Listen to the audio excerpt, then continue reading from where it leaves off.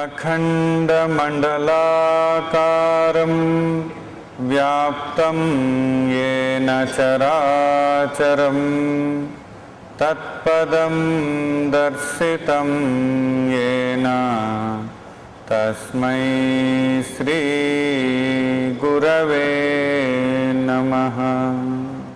गुरुर्ब्रह्मा गुरुर्विष्णुः गुरुर्देवो महेश्वरः गुरुरेव परं ब्रह्मा तस्मै श्री गुरवे नमः। चिन्मयं व्यापि यत्सर्वं त्रैलोक्यं सचराचरं तत्पदं दर्शितं येन तस्मै श्री गुरवे नमः। हरि ओम। नामस्मरण। अंजनानंदनम अंजनानंदनम आंजनेयवंदनम आंजनेयवंदनम अंजनानंदनम आंजनेयवंदनम आंजनेयवंदनम हनुमते वंदनम हनुमते वंदनम रामदूत वंदनम रामदूत वंदनम हनुमते वंदनम रामदूत वंदनम रामदूत वंदनम अनंतवाल वंदनम अनंतवाल वंदनम रामलोल वंदनम रामलोल वंदनम అనంతవాలవందనం రామలోలవందనం రామలోలవందనం సత్యధర్మరాజితం సత్యధర్మరాజితం రామసేవారంజితం రామసేవారంజితం సత్యధర్మరాజితం సత్యధర్మరాజితం రామసేవారంజితం రామసేవారంజితం అంజనానందనం ఆంజనేయవందనం హనుమతే వందనం రామదూతవందనం రామదూతవందనం అనేకలీలా రచయితుం అనేకలీలా రచయితుం అంజనానందనం అంజనానందనం హృదయరామస్థాపితం హృదయరామస్థాపితం హనుమతే వందనం హనుమతే వందనం నిత్యరామవ్రతరతం నిత్యరామవ్రతరతం రామదూతవందనం రామదూతవందనం అభయహస్తదాయకం అభయహస్తదాయకం ఆంజనేయవందనం ఆంజనేయవందనం నిత్యరామవ్రతరతం రామదూతవందనం అభయహస్తదాయకం ఆంజనేయవందనం ఆంజనేయవందనం హనుమతే వందనం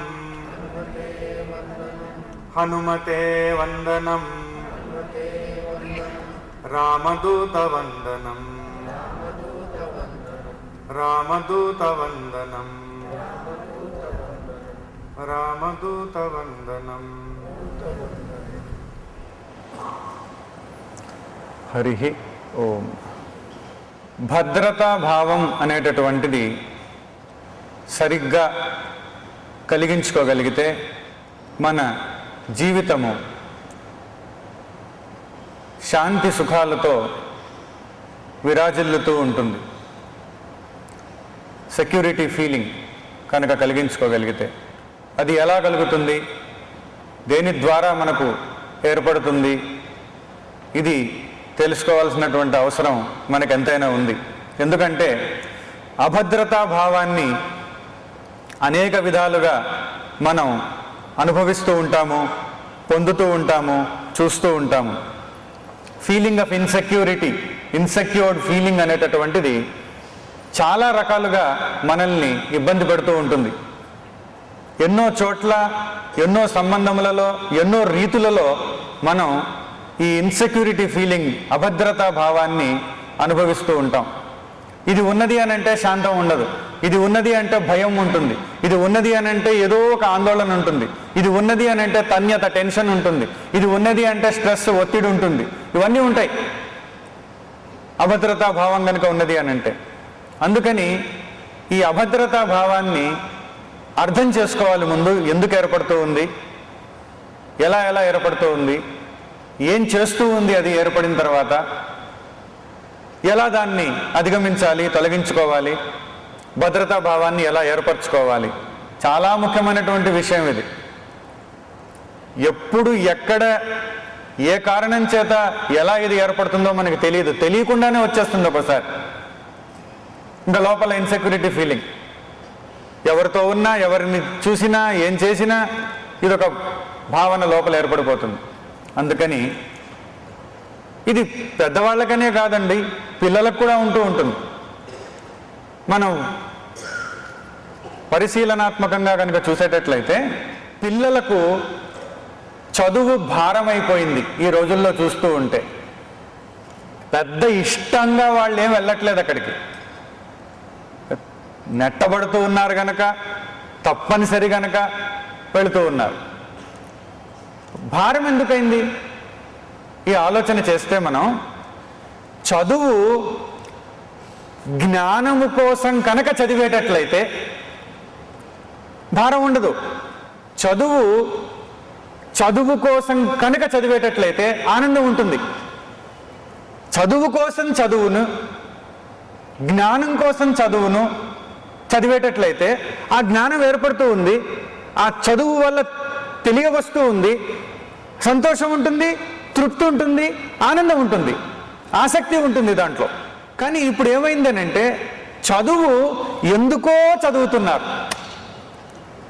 చదువు కోసం కాదు, జ్ఞానం కోసం కాదు. చదువు ఎందుకు? పరీక్ష కోసం చదవాలి. పరీక్ష ఎందుకు? ఉద్యోగం కోసం. ఇవన్నీ ఉత్తీర్ణులైతే ఉద్యోగం. ఉద్యోగం ఎందుకు? డబ్బు కోసం. డబ్బు ఎందుకు? బలి చెప్తారండి మీరు. డబ్బులోనే సమృద్ధి, డబ్బుతోనే సంతృప్తి అనేటటువంటి భావన. సరే, ఆ తర్వాత అది పక్కన పెడదాం. కానీ చదువు ఎందుకు అనంటే అవన్నీ ఉంటాయి. ఎందుకోసమో చదవాలి అనేటటువంటి భావన వచ్చేసింది. అందుకని భారం అయిపోతుంది, అందుకని బరువు అయిపోతుంది. చదువు కోసం ఎవరు చదువుతున్నారండి? చదువు చదివి ఆనందించేటటువంటి పరిస్థితి ఎక్కడుంది ఇప్పుడు ఈ రోజుల్లో? బరువు, భారం. పైన పుస్తకాలు బరువే, లోపల తలకాయలో బరువే, ఎక్కడికి వెళ్ళినా బరువే. ఇంట్లో వాళ్లకు అది మేనేజ్ చేయడం బరువే, స్కూల్లోకి వెళితే అక్కడ బరువే, మళ్ళీ అక్కడ ఏదైనా స్పర్ధలు వస్తే అది బరువే, భారమే. ఆలోచించండి. పిల్లలకు కూడా ఎందుకు ఇంత బరువు అయిపోవాలి అంటే చదువు కోసం కాదు, అక్కడ ఇంక దేనికోసమో, ఇంకెందుకో అనేటటువంటి ఒక భూతం వెంటాడుతూ ఉంటుంది. పిల్లల దగ్గర నుంచి మొదలవుతుంది అది. అందుకని చదివి ఆనందించే రోజులు ఎక్కడొస్తున్నాయండి? అది బరువు, భారం అయిపోతుంది, ఒత్తిడి ఎక్కువైపోతుంది. పిల్లలకు కూడా ఒత్తిడి ఈ రోజుల్లో. కారణం ఏమిటి? ఎందుకోసమో, పరీక్ష కోసం, ఉద్యోగం కోసం, డబ్బు కోసం. ఇవన్నీ ఎందుకు అనంటే సొసైటీలో ఒక ఇమేజ్ కోసం, మానసిక భావ చిత్రం కోసం. ఎందుకు? వేరే వాడితో పోల్చుకొని నేను పర్వాలేదు, బాగానే ఉన్నాను. వేరే వాడితో పోల్చుకొని నువ్వు బాగుండడం ఏమిటి? నీకు నువ్వు బాగలేవా? నీకు నువ్వుగా బాగుండవా? నీ అంతటి నువ్వుగా బాగుండవా? ఇంకెవడో కావాలా నువ్వు బాగున్నావని తెలుసుకోవడానికి? ఇంకేదో కావాలా పోల్చి చూసుకోవడానికి? నీకు నువ్వుగా ఎందుకు బాగలేవు? ఇది మర్చిపోయాం, ఇది వదిలిపెట్టేశాం. అందుకనే భారం అయిపోయింది. అభద్రత అందుకే వచ్చేసింది. ఎందుకోసమో ఎప్పుడైతే చేస్తున్నామో అభద్రత వచ్చేసింది. ఇన్సెక్యూరిటీ అక్కడే స్టార్ట్ అయింది. సంతోషం పోయింది, హ్యాపీనెస్ పోయింది, ఇంట్రెస్ట్ పోయింది. ఇంకెందుకోసమో. చదువు కోసం చదవగలిగితే చాలా చక్కగా అబ్బుతూ ఉంది, సంతోషంగా ఉంటుంది, అది తృప్తిగా ఉంటుంది చేసే పని కూడా. పిల్లలకు కూడా మనం భారాన్ని కలిగించేసామన్నమాట. వాళ్ళకి ఇంకా ఆడుకోవడానికి సమయం ఉండదు. అసలు ఆటలాడుకోవడానికి స్థలాలే లేవులేండి ఈ రోజుల్లో. కానీ ఇట్లాంటి చోట అయితే ఇంకా ఎవడు పడితే వాడు ఎత్తుకెళ్ళిపోతున్నాడు అవన్నీ కూడాను. అందుకని చెప్పేసి ఇంకెక్కడ స్థలాలు ఉంటాయి? కానీ అందరి దృష్టి ఈ రోజుల్లో స్థలములపైనే ఉంది. అది ఎవరిదైనా పర్వాలేదు, మన దృష్టి పడితే చాలు, మందే, చూసిన వాడిదే స్థలం అన్నట్టుగా. అయితే ఆటలు ఉల్లాసాన్ని కలిగించాలి, చక్కగా ఉపశమనాన్ని కలిగించాలి, వేరే ఒత్తిళ్ళు ఉంటే తొలగించాలి. రిలాక్సేషన్ కోసం ఆడతారు ఎవరైనా, విశ్రామము పొందడం కోసం, ఒక మార్పు కోసం, చేంజ్ కోసం, బరువు భారాన్ని తగ్గించుకోవడం కోసం ఉల్లాసంగా, ఉత్సాహంగా ఆడుకుంటారు. అలాంటివే కనుమరుగైపోయినాయి. ఈ రోజుల్లో ఆటలాడినా కూడా ఒత్తిడే, ఆటల్లో కూడా తన్యత, టెన్షనే. ఎందుకు? ఆట కోసం ఆడట్లేదు కదండి. ఆట మళ్ళీ డబ్బుతో ముడిపడిపోయింది ఈ రోజుల్లో. ఏ ఆట అన్నా చూడండి ఈ రోజుల్లో అన్ని డబ్బే. ఆట కూడా డబ్బుతోనే. దాని వెనకాల ఎన్నో బెట్టింగులు, దాని వెనకాల ఎన్నో ఇవి, దానికి ఇంకేదో లింకు, మళ్ళీ ఈ డబ్బులు ఆ డబ్బులు ఇవి అన్ని డబ్బులతోనే ముడిపడిపోయింది. ఇప్పుడు ఏ ఆట అన్నా చూడండి, ఎవడన్నా ఆటలాడితే మీరు కామెంటరీ విన్నా కూడా స్ట్రెస్ ఎక్కువైపోయింది, టెన్షన్ ఎక్కువైపోయింది అంటుంటారు. ఏ స్ట్రెస్ టెన్షన్ ఎందుకని? ఆట కదా అది. ఆట ఆడుకునేటప్పుడు ఎంత హాయిగా ఆడుకోవాలి. హాయే పోయింది ఆటలో. ఎందుకు పోయింది ఆటలో హాయి అంటే? ఆట కోసం ఆట ఆడట్లేదు, హాయి కోసం ఉపశమనం కోసం ఆటను ఆడట్లేదు, ఇంకా దేనికోసమో ఆడుతున్నారు. ఇంకా దేనికోసమో ఆడేటట్లయితే ఒత్తిడి పెరిగిపోయింది, స్ట్రెస్ వచ్చేసింది, టెన్షన్ వచ్చేసింది. ఆడుతూ ఉంటే కూడా టెన్షన్, చూసేవాడికి టెన్షన్, ఆడేవాడికి టెన్షన్. ఇంకేమిటి ఇదేంటిది?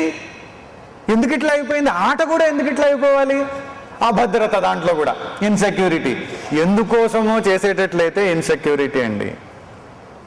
సంబంధాలు కూడా ప్రేమతో, అనురాగంతో, ఆప్యాయతతో, సఖ్యతతో, సామరస్యంతో, ప్రేమ కోసం కనుక సంబంధాన్ని ఏర్పరచుకునేటట్లయితే అభద్రతాభావం ఎందుకు వస్తుందండి? భద్రతాభావమే ఉంటుంది. ఇంకెందుకోసమో, నా స్వార్థం కోసమో, లేక నీ దగ్గర నుంచి ఏమైనా కొట్టేయడం కోసమో, లేకపోతే ఏదైనా ఉచితంగా పొందేయడం కోసమో, లేకపోతే ఇంకే ఎన్నో కారణాలు ఉంటాయి. నీతో సంబంధం పెట్టుకున్నానంటే ముందటి నుంచే ఊహలన్నీ మొదలైనవి, ఏమిటేమిటో ఆలోచనలు. సంబంధం పెట్టుకుంటే ప్రయోజనం అని కొందరు, పెట్టుకుంటే ఎప్పుడైనా పనికొస్తారని మరికొన్ని ఆలోచనలు, ఏమో ఎప్పుడు ఎవరితో ఏం అవసరం పడుతుందో అని ఇంకోటి, ఇలాంటివన్నీ మొదలైనవి.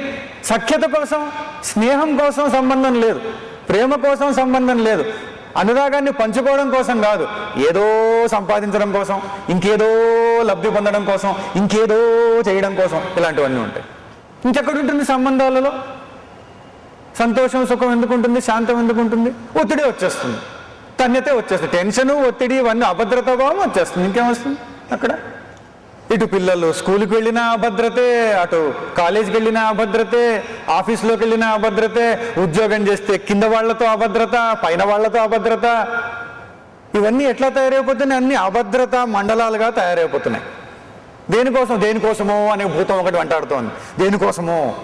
ఇప్పుడు ఇది చేస్తూ నేను సుఖంగా ఉండలేను, ఇది చేస్తూ సంతోషంగా ఉండలేను, ఇది చేస్తూ శాంతిని పొందలేను, ఏదో అయితే పొందుతాను కనుక ఇది భారం. ఇది భారం, ఈరోజు భారం, ఇప్పుడు భారం, ఈ క్షణం భారం, ఈ నిమిషం భారం, ఈ పని భారం, ఈ జీవితం భారం, ఈ రోజు భారం. ఇది బరువు, ఇది భారం. ఇది బరువు, ఇది భారం అయితే రేపు అనేటటువంటిది ఈ రోజు నుంచే వస్తుంది, మరునాడు అనేటటువంటిది ఈ రోజు పైనే తయారవుతుంది ఆధారపడి, భవిష్యత్తు అనేటటువంటిది వర్తమానం మీద ఆధారపడి తయారవుతుంది. ఇప్పుడు భారంగా ఉంటే రేపు పొద్దున ఎప్పుడో భారం ఉండదు అనుకోవడం అవివేకం.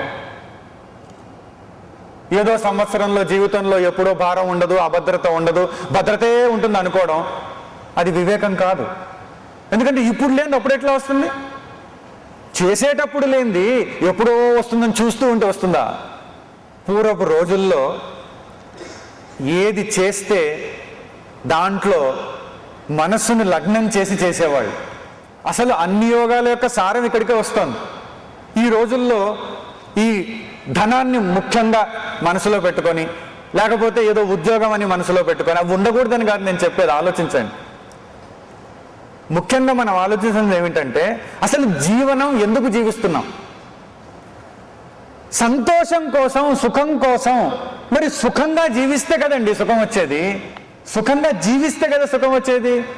లివ్ లైఫ్ ఫర్ హ్యాపీనెస్, సంతోషం కోసం, సుఖం కోసం జీవించాలి. అంతేగాని సక్సెస్ కోసం లైఫ్లు ఇవ్వడం కాదు. సంతోషంగా, సుఖంగా ఉండి పని చేస్తూ ఉంటే సక్సెస్ దాన్ని అంతటా నడుచుకుంటూ వస్తుందండి. ఎందుకు రాదు? విజయం వచ్చి తీరుతుంది. ఇప్పుడు ఎవడు చెప్పినా సక్సెస్ గురించి మళ్ళీ ఏకాగ్రత ఉండాలి, మళ్ళీ ఇది ఉండాలి, మళ్ళీ ఇవే చేసే దాంట్లో మనసును పెట్టాలి. ఇప్పుడు ఎక్కడ పెడుతున్నామండి? దేంట్లో పెట్టగలుగు? తినేటప్పుడన్నా మనసును అక్కడ పెడతామా? ఎవరితోనో మాట్లాడేటప్పుడన్నా ఒక మాట మాట్లాడుతుంటే రెండు ఆలోచిస్తుంటాం. ఆ మాట కూడా సరిగా మాట్లాడడం. మాట్లాడేవాళ్ళు ఎలా ఉంటే వినేవాళ్ళు ఇంకా ఎలా ఉంటారు ఒక్కసారి ఆలోచించుకోండి. మనమే వింటున్నాం, మనమే వినేవాళ్ళం, మనమే మాట్లాడేవాళ్ళం, ఎన్నెన్ని పనిచేస్తుంటాయో. ఏకకాలంలో 2-3 నడుస్తుంటాయి ఎక్కడెక్కడో. అది ఉన్న చోట ఉండడం ఎక్కడవుతుంది? అందుకే తృప్తి లేదు, అందుకే ఆనందం లేదు. సంబంధాలన్నిటిల్లో కూడా ఈ విధంగానే తయారవుతుంది. ఈ దేనికోసమో సంబంధాన్ని పణంగా పెడుతున్నాం, ఆరోగ్యాన్ని పణంగా పెడుతున్నారు ఈ రోజుల్లో.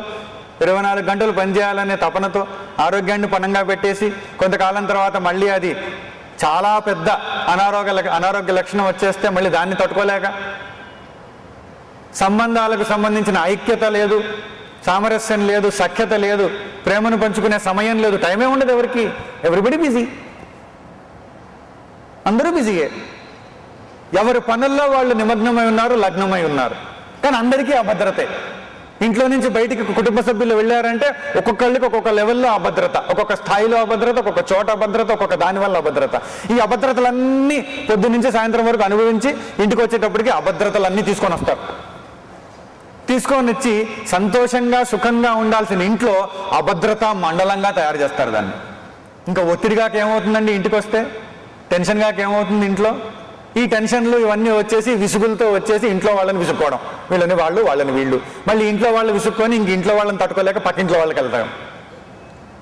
ఆ పక్కింట్లో వాళ్ళకి వాళ్ళ ఇంట్లో వాళ్ళతో కొంచెం ప్రాబ్లం ఉంటుంది, అందుకని వాళ్ళకి వీళ్ళకి రిలీఫ్, ఇదో పెద్ద రిలీఫ్. అప్పుడు సంబంధాలు ఏమవుతున్నాయండి? సంబంధాల్లో తృప్తి ఉండదు. ఎందుకంటే ఏం రిలేషన్షిప్ ఏదో ఉందిలే నడుస్తుంది, అందే ఉంది, ఏదో నడుస్తుంది, అంతే. ఏదో నడుస్తూ ఉంది, ఏదో నడుస్తూ ఉంటే ఎలాగా? సరిగ్గా ఉండాలి కదా సంబంధం అనేటటువంటిది. ఎవరో అన్నారట, నా ప్రేమను నువ్వు అర్థం చేసుకోవట్లేదు, నీ కోసం ప్రపంచం చివరికి వెళ్ళిపోతాను కావాలంటే అన్నారు. అయితే ఆవిడందంటే వెళ్ళి అక్కడే ఉండను, మళ్ళీ రాకండి. ఒక ఆవిడ గారు అన్నారట వాళ్ళ ఆయనతోటి, ఆవిడకి 50 ఏళ్ళు వచ్చాయి, కానీ అప్పుడు అన్నారట, ఏమన్నారట అంటే, ఈ మధ్యన కొత్త వస్త్రాలు ఒకటి తయారు చేశారండి, డ్రెస్ ఒకటి తయారు చేశారు, వస్త్రాన్ని చాలా ఖరీదైనటువంటిది, పాశ్చాత్య దేశాల్లో ఉండేటటువంటి నిపుణులందరూ కలిసి తయారు చేశారు, అది గనక వేసుకుంటే 20 సంవత్సరములు తగ్గిపోయినప్పుడు ఉండేటటువంటి లుక్ వస్తుందండి. 20 years తగ్గిపోతుంది, లుక్ వచ్చేస్తుంది. 20 ఏళ్ళు తక్కువ అయిపోతాయి నాకు అది వేసుకున్నానంటే. కాకపోతే ఖరీదే 1,50,000 అంతేనండి. మధ్యన వచ్చాయి డ్రెస్సులు అలాంటివి కూడా. అయితే మరి తీసుకుంటానండి, మీరు ఏమంటారు అని. చాలా మంచి పని, చాలా మంచి విషయం. 20 ఏళ్ళు తక్కువ అవడం అంటే చాలా బాగుంటుంది. కాకపోతే అది వేసుకున్నప్పుడు 20 ఏళ్ళు తక్కువ అవుతాయి, తీసి ఇంకోటి వేసుకున్నామంటే 20 ఏళ్ళు ఎక్కువ అయిపోతాయి, నేను తట్టుకోలేను అది, అందుకని చెప్పి అక్కర్లేదన్నారు. ఇలా వేరే వాటిపైకి దృష్టి ఎందుకు వెళ్తుందంటే ఉన్న దాంట్లో తృప్తి లేకుండా ఉండేటట్లయితే ఇట్లా వేరే వేరేగా వెళ్ళిపోతూ వస్తుంది. అందుకే మనం ఈరోజు మన సంబంధములను చూస్తే భార్యగా, భర్తగా, తండ్రిగా, తల్లిగా, ఉద్యోగిగా, విద్యార్థిగా, స్నేహితులుగా, అన్ని చోట్ల కూడా రకరకాల అభద్రతల్ని మనం పొందుతూ ఉన్నాం. ఇన్సెక్యూరిటీ ఫీలింగ్సే ఎక్కడ చూసినా కూడా. మరొక విషయం, వ్యక్తికి నడుమ నమ్మకం ఎంతుందండి ఈ రోజుల్లో? విశ్వాసం ఎంతుంది? విశ్వాసం యొక్క లెవెల్ ఏంటి? ఆ స్థాయి ఏంటి? మనం అంటుంటారు కదా, జల వనరుల్లో నీటి మట్టాలు తగ్గిపోయినాయని చెప్పేసి. నీటి మట్టం లెవెల్ లేదా స్థాయి, ఆ మట్టం ఏది? లెవెల్ ఏది? ఎంతుంది లెవెల్?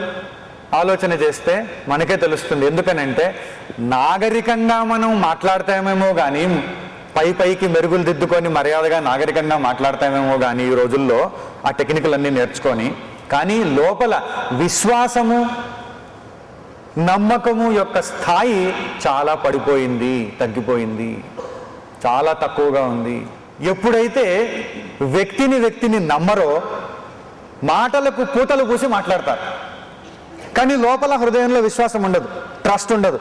ఏమవుతుందంటే ఎప్పుడైతే లెవెల్స్ ఆఫ్ ట్రస్ట్, విశ్వాసము, నమ్మకము యొక్క స్థాయిలు తగ్గిపోతాయో నకారాత్మకమైనటువంటి ఎనర్జీ శక్తి తయారవుతుంది. ప్రతి వ్యక్తిలో నెగటివ్ ఎనర్జీ తయారవుతుంది. అపనమ్మకము, సంశయము, సందేహము, అనుమానము ఉత్పన్నం ఎప్పుడైతే అవుతున్నాయో వ్యక్తికి నడుమన సంబంధంలో నెగటివ్ ఎనర్జీ, ఫైనాన్షియల్గా ఏం కనపడదు మనకి, డబ్బు పరంగా ఏం కనపడదు, కానీ ముందు ఇక్కడ ఎనర్జీ పాడైపోతుంది. ఇక్కడ పాజిటివ్ కాస్త సకారాత్మకం కాస్త నకారాత్మకం అయిపోతుంది ఎనర్జీ. ఎందుకంటే లోపలంతా అనుమానం, సంశయం, అవిశ్వాసం ఇట్లా ఉంటుంది లోపల. బయటికి లోపల అలా ఉంటుంది. ఇది పై మెరుగులు, అది లోపల నిప్పు చెరుగులు. లోపల ఇది పై మెరుగులు, ఇలా ఉంటాయి అన్నీ కూడా. ఇది యాక్చువల్గా ఉంటుంది, సహజంగా జరుగుతుంది. ఇది విశ్వాసం తక్కువ అవుతుంది. ఏమో ఏం నమ్ముతామండి, బాగా క్లోజ్గానే ఉంటారు కానీ నమ్మలేరు. ఎందుకంటే లోపల మళ్ళీ అభద్రతా భావాలు ఇవన్నీ, విశ్వాసం లేకపోవడం వల్ల, నమ్మకం లేకపోవడం వల్ల నెగిటివ్ ఎనర్జీ ఎప్పుడైతే వచ్చిందో, అశాంతి నెగిటివ్ ఎనర్జీ ఎప్పుడైతే వచ్చిందో, ఒత్తిడి నెగిటివ్ ఎనర్జీ ఎప్పుడైతే వచ్చిందో, తన్యత, టెన్షన్, స్ట్రెస్, అపనమ్మకం వల్ల, విశ్వాసం లేకపోవడం వల్ల, అభద్రత, ఇన్సెక్యూరిటీ ఫీలింగ్, ఇవన్నీ ఏమైపోతుందో, నాకేం జ్ఞానం జరుగుతుందో, ఏమిటో సంబంధాలలో ఇంకా సుఖం ఎట్లా ఉంటుంది, శాంతి ఎట్లా ఉంటుందండి? ఇవన్నీ ఉన్నాయి. దానికి తోడు ఇంకో కొన్ని భూతాలు వెంటాడుతున్నాయి, ఏదో కావాలని. ఇంకా ఎలా ఉంటుంది? అందుకనే సంబంధములలో కూడా సమస్యలు ఎదురవుతూ ఉన్నాయి. వ్యక్తితో సత్యంగా, న్యాయంగా ఎక్కడ మాట్లాడగలుగుతున్నారండి ఈ రోజుల్లో? ఎంతవరకు మాట్లాడగలుగుతున్నారు? ఏదో ఒకటి రంగన్నా పుయ్యాలి, పూతన్నా పుయ్యాలి, ఏదో ఒకటి కలగలపాలి, ఫార్మాలిటీ అంతా కూడాను మాట్లాడడం అంతా. అందుకనే న్యాయము, సత్యము, నీతి, ధర్మము, వీటి విలువలు ఎప్పుడైతే తగ్గిపోతాయో, విశ్వాసము, శ్రద్ధ, వీటి యొక్క స్థాయిలు ఎప్పుడైతే పడిపోతాయో, అప్పుడు ప్రతిదీ కూడా సమస్యగా తయారైపోతుంది. ఎక్కడ చూసినా అభద్రతే ఉంటుంది, ఇన్సెక్యూరిటీయే ఉంటుంది, టెన్షనే ఉంటుంది, స్ట్రెస్సే ఉంటుంది. మనకేం కావాలి? భద్రతా భావం కావాలి. ఎలా వస్తుంది? ఒకే ఒక మార్గం, ఆధ్యాత్మిక జ్ఞానం వల్లనే వస్తుంది. ఇంకో మార్గం లేదు, ఇంకో విధంగా రాదు. ఆస్తులు పెంచుకున్నంత మాత్రాన రాదు, ధనం కోట్లు సంపాదించినంత మాత్రాన రాదు, జనం యొక్క బలగాన్ని వేలు పెంచుకున్నంత మాత్రాన రాదు. లక్షల మంది ఆరాధించేటటువంటి స్థితుల్లో ఉన్నటువంటి వాళ్ళకే అభద్రతలను మనం చూసాం. భయము, అభద్రత ఇవన్నీ కూడా ఉంటాయి. ఎందుకనంటే మానవులే కదా అందరూ కూడా. లక్షల మంది జనబలం ఉండొచ్చు, కానీ ఏం లాభం? కొన్ని పరిస్థితులు వచ్చాయంటే ఎదుర్కోవడానికి లోపల ధైర్యమే ఉండదు. ఎందుకంటే ఉంటే కదా జ్ఞానం, ఆధ్యాత్మిక జ్ఞానం వల్లనే సాధ్యమవుతూ ఉన్నది. అందుకే మానవ సంబంధములలో సమస్యలకు ఆధ్యాత్మిక పరిష్కారములు అన్నాం. అంటే ఆధ్యాత్మికత ఏం చేస్తుంది? విశాలమైనటువంటి దృక్పథం, బ్రాడ్ హయ్యర్ విజన్ ఇస్తుంది. విశాలమైనటువంటి ఆదర్శం, గొప్పదైనటువంటి పవిత్రమైనటువంటి ఐడియల్ని ఇస్తుంది. విజన్, ఐడియల్ చాలా ముఖ్యం. దృక్పథము, ఆదర్శం. అప్పుడు మన దృష్టికోణం, వ్యూ పాయింట్ మారిపోతుంది. ఇవన్నీ మారనిదే మనలో భద్రతాభావం కలుగదు, అభద్రతాభావం పోదు. అందుకే ఇవన్నీ కలగాలంటే ఆధ్యాత్మికతయే ఆధారము. ఆధ్యాత్మికత ఉంటేనే ఆధారము. ఆధ్యాత్మిక సాధన వల్ల, జీవనం వల్లనే ఇవన్నీ కూడా ఏర్పడేటందుకు అవకాశం ఉంది. ఇప్పుడు ఒక విషయం, నిజమైనటువంటి భద్రతాభావం ఎప్పుడు కలుగుతుంది? ఒక హయ్యర్ స్టాండ్ పాయింట్లో నుంచి, ఉత్తమమైన దృష్టికోణం నుంచి మనం ఆలోచన చేసేటట్లయితే, నా స్వరూపము అమృతమైనటువంటిది, అనంతమైనటువంటిది, శాశ్వతమైనటువంటిది అని తెలుసుకోగలిగిన రోజు, తెలుసుకున్నప్పుడు అనంతము, అమృతము, శాశ్వతము అయినటువంటి స్వరూపం అపాయానికి గురి కాదు, అపాయాన్ని ఎవరు కలిగించలేరు అని గనక ఉత్కృష్టమైనటువంటి జ్ఞానాన్ని పొందగలిగితే, అప్పుడు పరిపూర్ణంగా అభద్రత తొలగిపోయి భద్రతా భావం ఏర్పడుతుంది. ఇన్సెక్యూరిటీ పూర్తిగా పోతుంది, సెక్యూర్డ్ ఫీలింగ్ అనేటటువంటిది వచ్చి చేరుతుంది. ఇది ఒక విషయం. ఎప్పుడైతే ఈ విధంగా మనం జ్ఞానాన్ని పొందగలిగామో, ఆంతర్యంలో సుఖం లభ్యమవుతుంది. ఆంతర్యంలో సుఖమునకు, ఆంతర్యంలోని శక్తికి, ఆ ఆంతర్యంలోని శక్తి మరియు సుఖము యొక్క స్థితికి సంబంధించినటువంటిదే భద్రత. భద్రతాభావం అంటే ఏమిటి? లోపల తనపై తనకు, తన శక్తిపై తనకు, తనలో ఉన్నటువంటి దివ్యశక్తిపై తనకు నమ్మకం ఉంటుంది, తనకు లోపల సుఖం ఉంటుంది. ఇదే భద్రత. లోపల సుఖము లేకపోవడం, సంశయం వచ్చి చేరడం, ఇదే అభద్రత. ఇన్సెక్యూరిటీ అంటే ఇక్కడే ఉంది. అందుకని మరొక విధంగా మనం ఆలోచన చేసేటట్లయితే, ఈ జ్ఞానం కోణంలో నుంచి ఈ విధంగా చూసాం. ఇంకొక రకంగా మనం యోచన చేసేటట్లయితే, కొంచెం సులభంగా సాధన ఉండేటట్లుగా మనం ఆలోచన చేసేటట్లయితే, అందరికీ ఆ జ్ఞానం ఎక్కడండి అని అనుకునేటటువంటి వాళ్ళు కొందరు ఉంటారు. అందుకని స్వార్థము, నకారాత్మకత, సెల్ఫిష్నెస్, నెగటివిటీ లేకుండా ఉన్నతమైన ఆదర్శము, దృక్పథము కలిగి ఉండి, మొట్టమొదటి పాయింట్ ఏమిటి? స్వార్థము, నకారాత్మకత లేకుండా ఉన్నతమైన ఆదర్శము, ఉత్తమమైన దృష్టికోణము కలిగి ఉండి, ప్రేమభరిత హృదయముతో ఉండి, ప్రేమభరిత హృదయము కలిగినటువంటి ప్రేమభరిత హృదయము, ప్రేమభరిత లవ్ ఫిల్డ్ హార్ట్, ప్రేమభరిత హృదయము, భగవంతుని కృపకు, లింక్ చూడాలి, చాలా ఇంపార్టెంట్ ఇది. భగవంతుని కృపకు ఒక ఉపకరణం, ఇన్స్ట్రుమెంట్, ఒక మాధ్యమం, మీడియం, ఒక ఉపకరణంగా, ఒక మాధ్యమంగా ఎప్పుడైతే ఏర్పడుతూ ఉందో, ఆలోచించండి, ఎప్పుడైతే ప్రేమభరిత హృదయం, ఆ ప్రేమభరిత హృదయం ఎలా తయారైంది? ఉన్నతమైన ఆదర్శం, ఉన్నతమైన దృష్టికోణం కలిగి ఉంది కనుక. అవి కలిగి ఉండే స్థితి వచ్చినప్పుడు స్వార్థము, నకారాత్మకత ఉండదు. అందుకనే స్వార్థము, నకారాత్మకత లేకుండా ఉన్నతమైన ఆదర్శము, దృష్టికోణము కలిగి ఉండి ప్రేమ భరిత హృదయం ఏదైతే అయి ఉంటుందో అది భగవంతుని యొక్క కృపకు ఉపకరణంలా, ఇన్స్ట్రుమెంట్లా, మాధ్యమంలా, మీడియంలా ఎప్పుడైతే ఏర్పడుతూ ఉందో అదే భద్రత. అక్కడే భద్రత ఉంది. నేను భగవంతుని యొక్క శక్తికి, అనంతమైనటువంటి కృపకు, కరుణకి, ఆ ప్రేమ ప్రవాహానికి నేను ఒక ఉపకరణం అయిపోతున్నాను, ఒక ఇన్స్ట్రుమెంట్ అయిపోతున్నాను, నేను ఒక మీడియం అయిపోతున్నాను, మాధ్యమం అయిపోతున్నాను. నా ద్వారా ప్రవహించేటటువంటిది నాది కానక్కర్లేదు. నాకు అనంటే, నాది అనంటే పరిమితత్వం వచ్చేస్తుంది, లిమిటేషన్ వచ్చేస్తుంది. అపరిమితమైనటువంటిది భగవంతుని స్వరూపం, అనంతమైనటువంటిది. కనుక ఈ హృదయం ప్రేమభరితంగా చేసుకొని ఆయనకు ఉపకరణంగా చేసుకోగలిగితే, instrument of God, instrument of భగవాన్, ఆయనకు ఒక ఉపకరణంలా, medium for his grace to flow, మాధ్యమము ఆయన ప్రేమ ప్రవహించడానికి చేయగలిగితే భద్రతా భావం వచ్చేసిందండి. ఆ భద్రతకి చోటే లేదు. అటు జ్ఞానం దృష్టిరీత్యా అయినా సరే, జ్ఞాన సాధనలో అయినా సరే పూర్తి భద్రత వస్తుంది. ఇటు సేవా దృక్పథంతో ప్రేమను నింపుకొని భగవంతుడికి ఉపకరణంగా మారడంలో, భగవంతుని కృపకు మాధ్యమంగా మారడంలో భద్రతా భావం వచ్చేస్తుంది. ఆలోచించండి. అప్పుడు ఈ పరికరం ద్వారా, ఉపకరణం ద్వారా, ఈ మాధ్యమం ద్వారా ప్రవహించేటటువంటిది భగవత్ శక్తి, నెరవేరేటటువంటిది భగవత్ సంకల్పం, జరిగేటటువంటిది ఈశ్వరేచ్ఛ, ఈశ్వరిష్టం, భగవదిష్టం, నారాయణ ఇష్టం, ఏమన్నా అనుకోండి.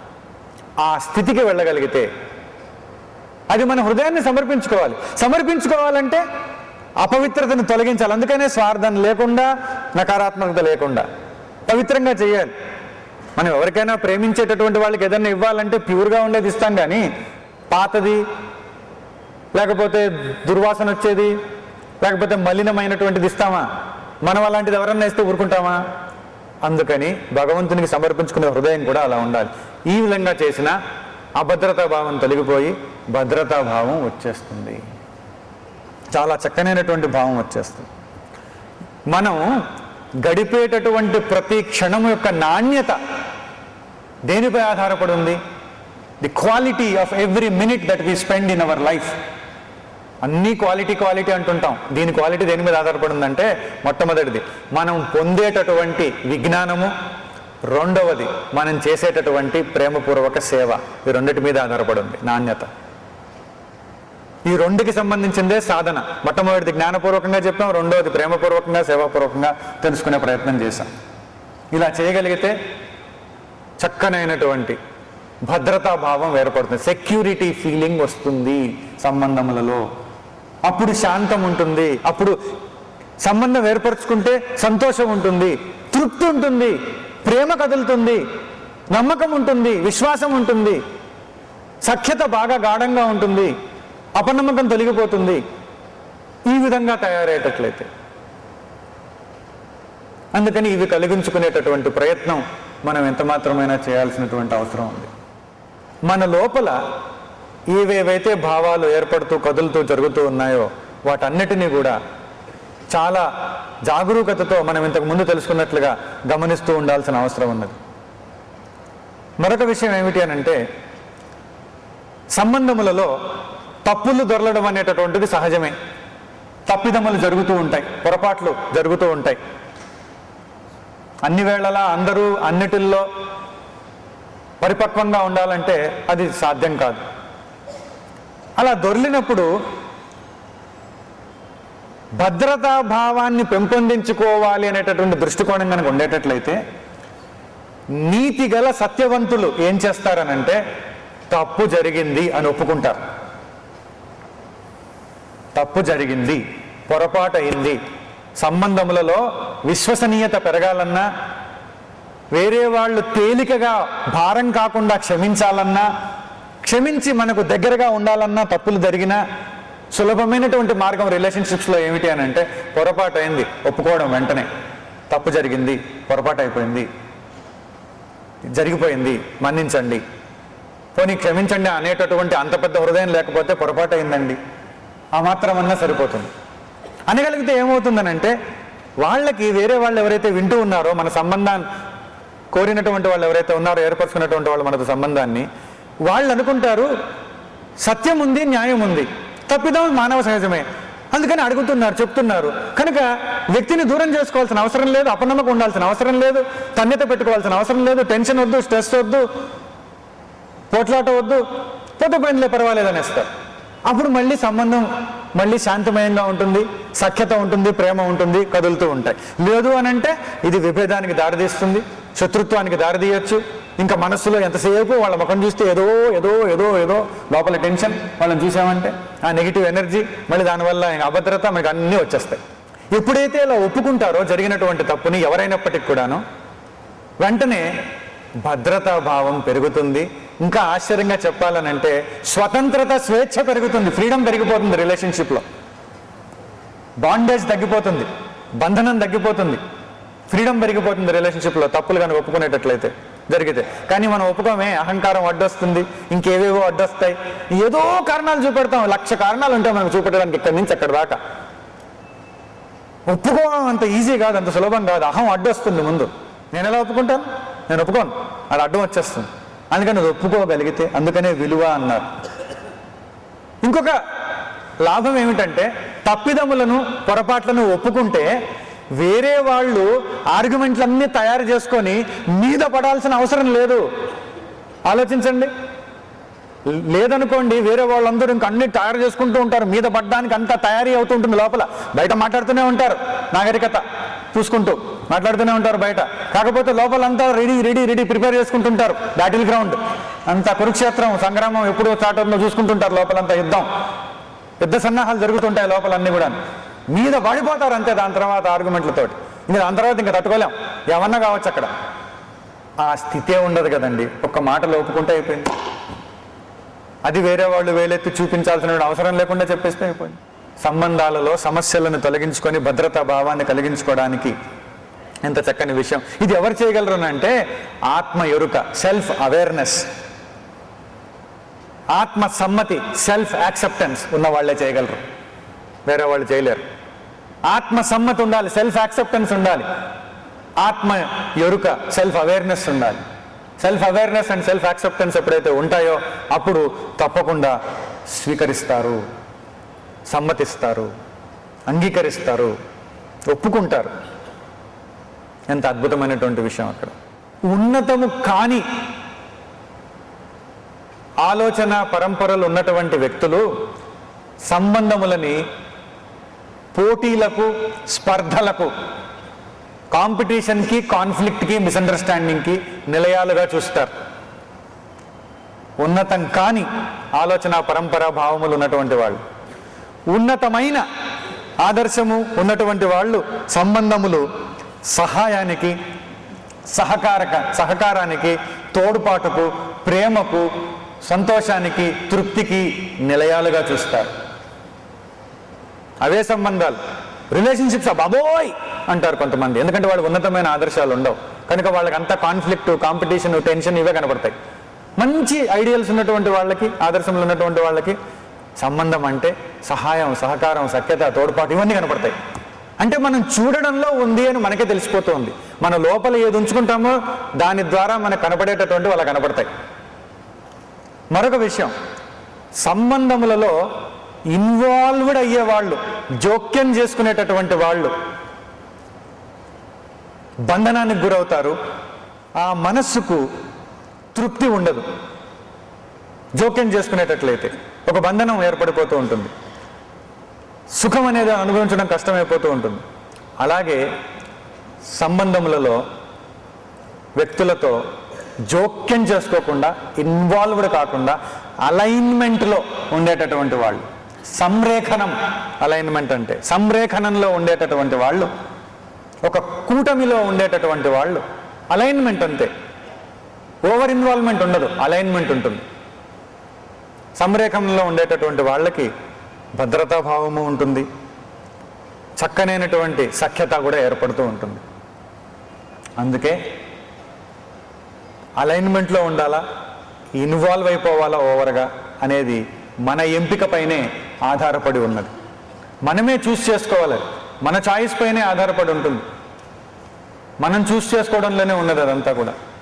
అందుకనే మనం సంబంధాలలో పాల్గొంటూ ఉన్నప్పుడు మనకంటూ ప్రత్యేకంగా ఈ అవగాహనని కనుక ఏర్పాటు చేసుకోగలిగితే ఎంతో మేలు జరిగేటటువంటి అవకాశం ఉంటుంది. ఒక చోటట ట్రాఫిక్ చాలా ఎక్కువైపోతుంది, ఎవరు సరిగ్గా రూల్స్ పాటించట్లేదు, ఒక 4 రోడ్ల కూడలిలో చాలా వాహనాలు వెళ్తున్నాయట, ఎవరు పెద్దగా రూల్స్ అవన్నీ పాటించట్లేదు, ఎలాగైనా సరే ఆ రూల్స్ పాటించడం అనేది కూడా అందరికీ సమ్మతి వచ్చేలా చేయాలని రకరకాలైనటువంటి ప్లాన్స్ అన్నీ వేసి ఫైన్స్ ఇవన్నీ ఏవో వేశారట. దాని తర్వాత ఎవరో కమిషనర్ గారు ఒక ఐడియా ఇచ్చారట, ఆ 4 రోడ్ల కూడలిలో ట్రాఫిక్ లైట్తో పాటుగా ఒక కొత్త నూతనమైన ఐడియాను ప్రవేశపెడదాం, ఇక్కడ ఎక్కువ కన్ఫ్యూజన్ వస్తుంది కనుక ట్రాఫిక్ లైట్ని పక్కన పెట్టేసి ఒక అందమైన మిస్ వరల్డ్ని తీసుకొని వచ్చి ట్రాఫిక్ కానిస్టేబుల్గా పెడితే ఎలా ఉంటుంది అని చెప్పేసి ఒక ఐడియా వచ్చింది. అప్పుడు అందరూ వింటారనుకుంటా. సరే, ఆవిడకి బాగా ట్రైనింగ్ ఇచ్చి, చాలా మంచి ట్రైనింగ్ ఇచ్చి, ఆ ట్రాఫిక్ సిగ్నల్స్ ఏమిటి, ట్రాఫిక్లో ఏమేమి సైన్ బోర్డ్స్ ఉంటాయి, అట్లా అన్ని రకాల పరీక్ష పెట్టి అంతా చేసి పెట్టారు. ఆవిడకి ట్రాఫిక్ సంబంధించినవన్నీ తెలుసు. దాని తర్వాత ఆవిడ చాలా నిపుణురాలు కూడా అటు అన్ని రకాలైనటువంటి వాటిల్లో. సరే, కొంతమంది ఆ 4 రోడ్ల కూడల్లో నుంచి అలా వెళ్ళిపోవాల్సింది పోయి ఈ అమ్మాయి ఇక్కడ నిలబడి ఉంది కదా అని చెప్పి చుట్టూ తిరగడం మొదలెట్టారు. ఎవరిదో వాడు పోవాల్సింది పోయి తగ్గిపోతుందేమో అనుకుంటే ఇట్లా పో అట్లా పో అని చెప్తుంటే వాడు చుట్టూ తిరగడం మొదలెట్టారు. ఇంకా ఎక్కువ ప్రాబ్లం అయిపోయింది, ట్రాఫిక్ ప్రాబ్లం, తక్కువ అవ్వలేదు. అయితే ఆ అమ్మాయి ఏం చేసింది, కొంతమంది ఒక 4-5 పోకిరీ చేష్టలు చేస్తూ చుట్టూ తిరుగుతున్నారు. అయితే ఈవిడ ఏం చేసింది, ప్రప్రథమంగా ఆవిడ దగ్గర అన్ని ట్రాఫిక్ ఇవన్నీ రకరకాలైనటువంటివి కూడా ఉన్నాయి, పరికరాలన్నీ కూడా. మొట్టమొదట ట్రాఫిక్ రూల్ ప్రకారం ఒక బోర్డు చూపెట్టిందట, దాంట్లో గో స్లో అని ఉంది, నెమ్మదిగా నిదానముగా పొమ్ము అని వాళ్ళకి చూపెట్టింది. అక్కడితో విని సరి చేసుకుంటారేమో అని వాళ్ళు వినలేదట. వాళ్ళు అలానే మళ్ళీ వెంబడిస్తూ మళ్ళీ గేలి చేస్తూ మళ్ళీ ఇలా చుట్టూ తిరుగుతున్నారు. తర్వాత మళ్ళీ ఇంకో బోర్డు చూపెట్టింది, స్పీడ్ బ్రేకర్ అహెడ్, ఈ వేగాన్ని నిరోధించేటటువంటి ఒకటి అక్కడ తయారు చేయబడి ఉంది, మీరు స్లో చేసుకోండి అని చెప్పేసి. అయినా కానీ వాళ్ళు వినకుండా ముందుకు వెళ్తున్నారు. మళ్ళీ వచ్చి ఇంక కొంచెం దగ్గరకు వచ్చి ఇంకో దగ్గర చుట్టూ తిరగడం మొదలెట్టారు.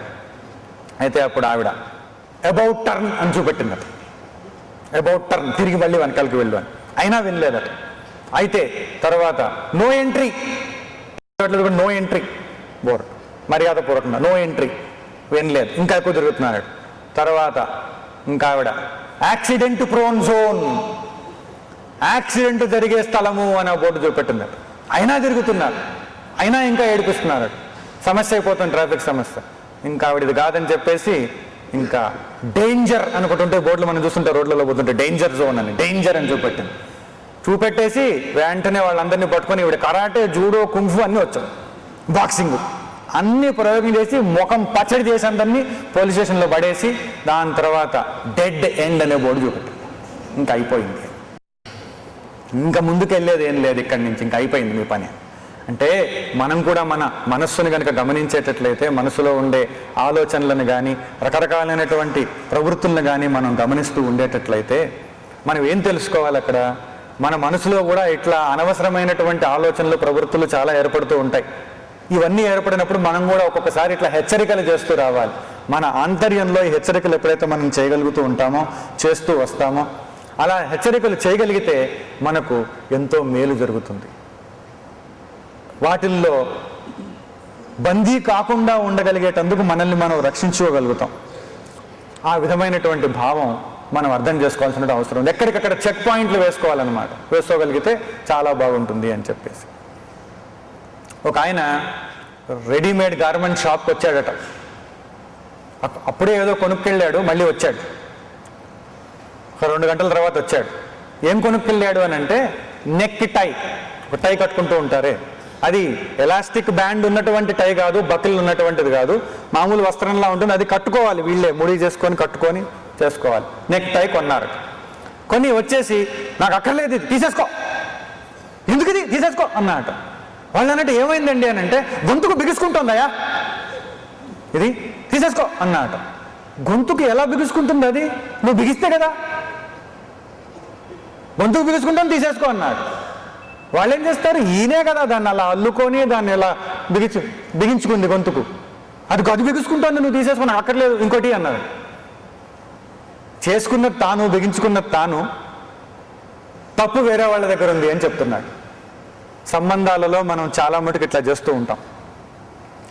మనదే ఉంటుంది పొరపాటు, మన దగ్గరే ఉంటుంది ఏదో లోపం, తప్పిదం, కానీ దీనికి కారణం వాళ్ళు అంటాం. అప్పుడు సమస్య ఏమన్నా తగ్గుతుందా? సమస్య తగ్గే అవకాశం లేదు. సమస్య పెరుగుతుంది కానీ తగ్గేటటువంటి అవకాశం ఉండదు. అందుకని సమస్యను తగ్గించుకునేటటువంటి విధంగా మనం ప్రవర్తించాల్సినటువంటి అవసరం ఉంది ఎంతైనా ఈ సంబంధములు అన్నిటిలో కూడా. అందుకే మనకు సంబంధములను మనం ఆలోచన చేసినప్పుడు, సమస్యలను తగ్గించుకోవాలని మనం చూసినప్పుడు, ముఖ్యంగా దాంట్లో శాంతి చాలా అవసరమై ఉంటుంది. ఆ శాంతము కావాలి అని అంటే దానికి హేతువైనటువంటి సహనం ఉండాలి. సహనము ఉండేటట్లయితే ఆ శాంతి లభ్యమయ్యేటందుకు అవకాశం ఉంటుంది. ఎట్లా ఏర్పడుతుంది సహనము అని మనం యోచన చేసేటట్లయితే, అసలు పేషెన్స్ అనేటటువంటిది ఎట్లా వస్తుంది, అసలు అది ఎలాగా, ఏమిటి పేషెన్స్ అంటే ఏమిటి అని కనుక మనం ఆలోచించేటట్లయితే, ఎందుకంటే ఈ సహనం వలన శాంతం వస్తుంది, శాంతం వలన సుఖం వస్తుంది, సంతోషం ఎట్లాగో వస్తుంది. అందుకని సహనం వలన శాంతము, సుఖము, సంతోషం అన్నీ వస్తాయి అనడంలో అతిశయోక్తి మటుకు ఏమీ లేదు. ఈ శాంతం ఎట్లాగా? సహనం వల్ల. సహనం అంటే ఏమిటి? వ్యక్తిని 1, 2 పరిస్థితిని, 3 అనుభవాన్ని. వ్యక్తిని, పరిస్థితిని, అనుభవమును, మూడింటిని కూడాను మన నుండి వేరు చేసి, లేదా వాటి నుండి మనల్ని వేరు చేసి చూడడము, చూడడమే సహనము. ఆలోచించండి. వ్యక్తిని, పరిస్థితిని, అనుభవాన్ని మన నుండి వేరు చేసి చూస్తే సహనం ఉండిపోతుంది. అదే సహనం. మనం ఏం చేస్తాం? వేరు చెయ్యం, తాదాత్మ్యతతో ఐడెంటిఫికేషన్ అయిపోయి చూస్తాం. అందుకని సహనాన్ని కోల్పోతాం. లోపల ఏదన్నా భావం వచ్చింది, దాంతో తాదాత్మ్యత. వేరు చేసి చూస్తే సహనం, అక్కడే సహనం వస్తుంది. అది వేరు చేసి చూసేటటువంటి ప్రక్రియ మనం అలవర్చుకోవాలి. చూడాలి దాన్ని, కానీ వేరు చేసి చూడాలి. మనం చూస్తాం కానీ ఒకటే అయిపోయి చూస్తాం. దాంతో వేరే వాళ్ళు ఏదో ఒక రకంగా ప్రవర్తించారు, మనం అనుకోలేదు వాళ్ళు అలా ప్రవర్తిస్తామని, మనం ఎక్స్పెక్ట్ చేయలేదు, వెంటనే లోపల అంతే, పేషెన్స్ పోయింది, సహనం పోయింది. నాకు పేషెన్స్ లేదు అంటాడు. పేషెన్స్ ఎందుకు లేదు అక్కడ? దానివల్ల ఏమవుతుంది? విరుచుకుపడతారు, ఏదో అనేస్తారు, ఏదో కోట్లాట, ఏదో స్పర్ధ, ఏదో గందరగోళమైన పరిస్థితి, ఏదో అనుకుంటారు, వాళ్ళు అంటారు, వీళ్ళు అంటారు, ఇంకా చాలా భేదాలు తయారైపోతాయి, విభేదాలు వచ్చేస్తాయి, డిఫరెన్సెస్ వచ్చేస్తాయి. దీనికి అంతటికీ కారణం అసహనం. అసహనం ఎందుకు వస్తుంది? ఒకటి అయిపోయి చూడడం వల్ల. సహనం అంటే వేరు చేసి చూడడం, వేరు చేసి చూడాలి. వ్యక్తి ఉన్నారు, నేను వేరు, ఆ లోపల తన ప్రవర్తన ఒకటి లోపల పడుతుంది మనసులో, దాన్ని వేరు చేయాలి. అనుభవ రూపంలో ఒకటి వస్తుంది, దాన్ని వేరు చేయాలి. నేను చూసేటటువంటి వ్యక్తిని దానికంటే వేరు అనేటటువంటి భావన ఒక్క క్షణం అక్కడ కలిగించుకొని వేరు చేసి చూస్తే సహనం అక్కడే ఉంది. కానీ ఇటువంటి సహనం ఎలా వస్తుంది? ఇటువంటి వేరు చేసి చూసేటటువంటి సహనం శ్రవణం వలన, ఆత్మ పరిశీలనం వలన, మౌనము వలన అని పెద్దలు చెప్తూ ఉన్నారు. శ్రవణము వలన, ఆత్మ పరిశీలనము వలన, మౌనము వలన. ఈ 3 విషయాలు చాలా ముఖ్యం. శ్రవణం అంటే ఏమిటి? శాస్త్ర సంబంధిత విషయాలన్నీ వింటూ వింటూ వింటూ ఇలా చేయొచ్చు, ఇలా ఉండొచ్చు, ఇలా ప్రక్రియ ఉంది, ఇలా టెక్నిక్ ఉంది, ఇలా చేస్తే ఇలా వస్తుంది అని వింటూ వింటూ వింటూ ఉండడం.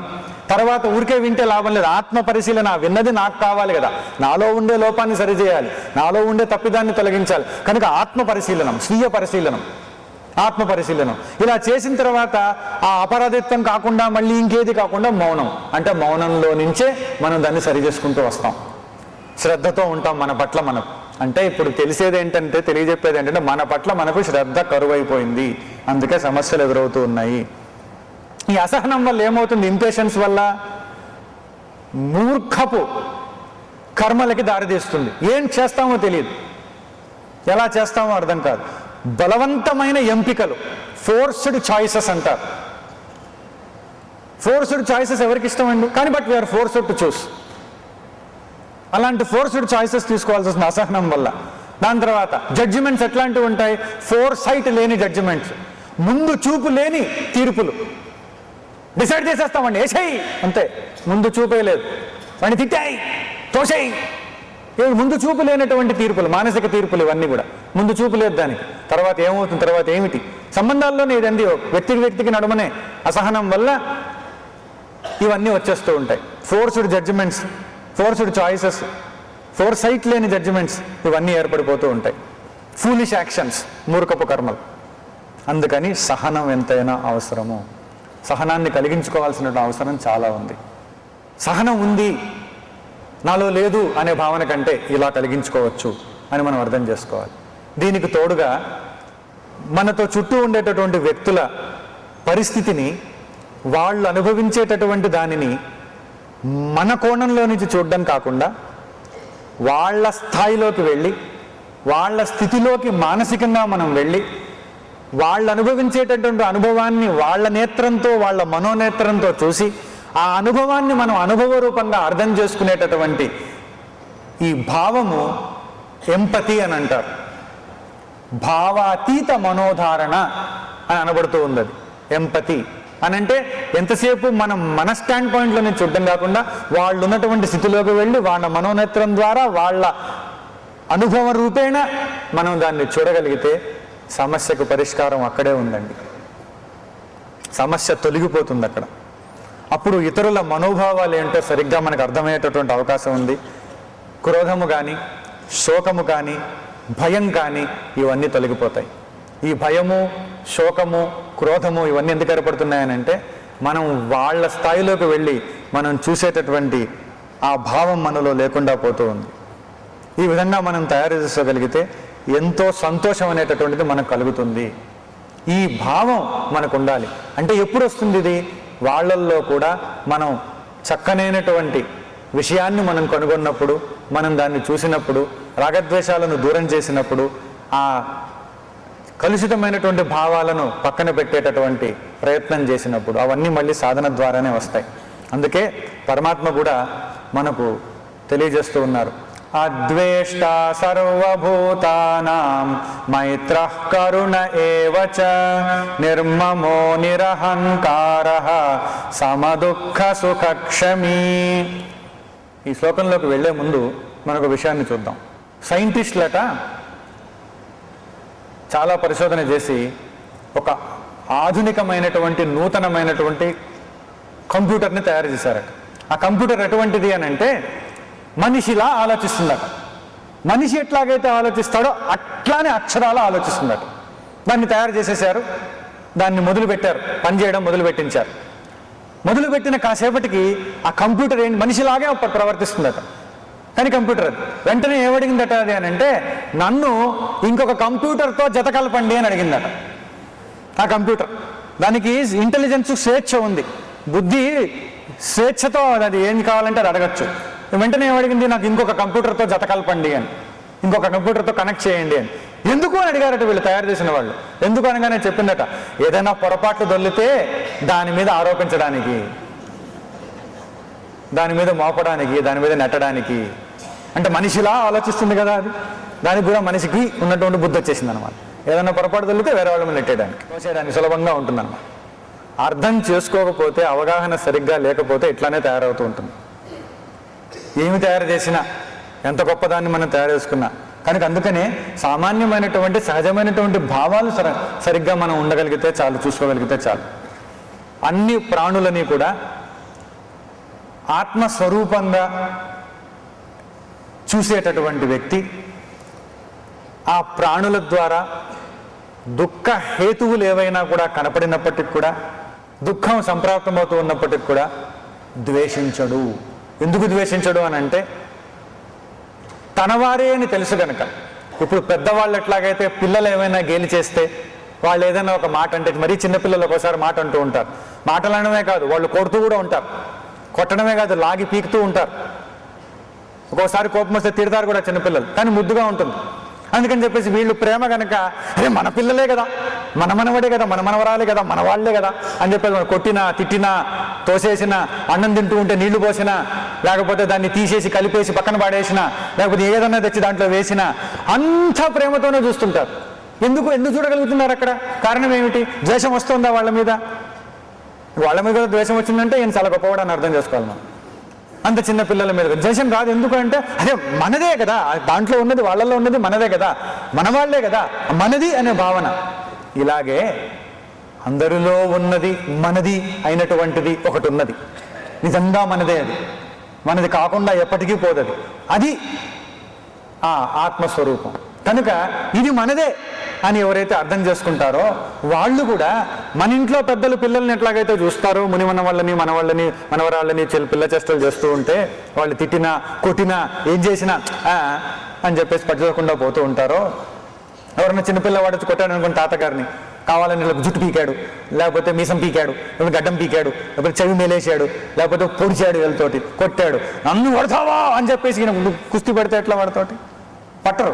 ఎంత పెద్ద స్థాయి హోదాలో ఉన్నటువంటి వాడైనా అని అనుకుంటారు. ఎందుకంటే ప్రేమ ఉంది అక్కడ, మనది, చాలా మందే కదా, మన వాళ్ళే కదా అనేటువంటి భావన.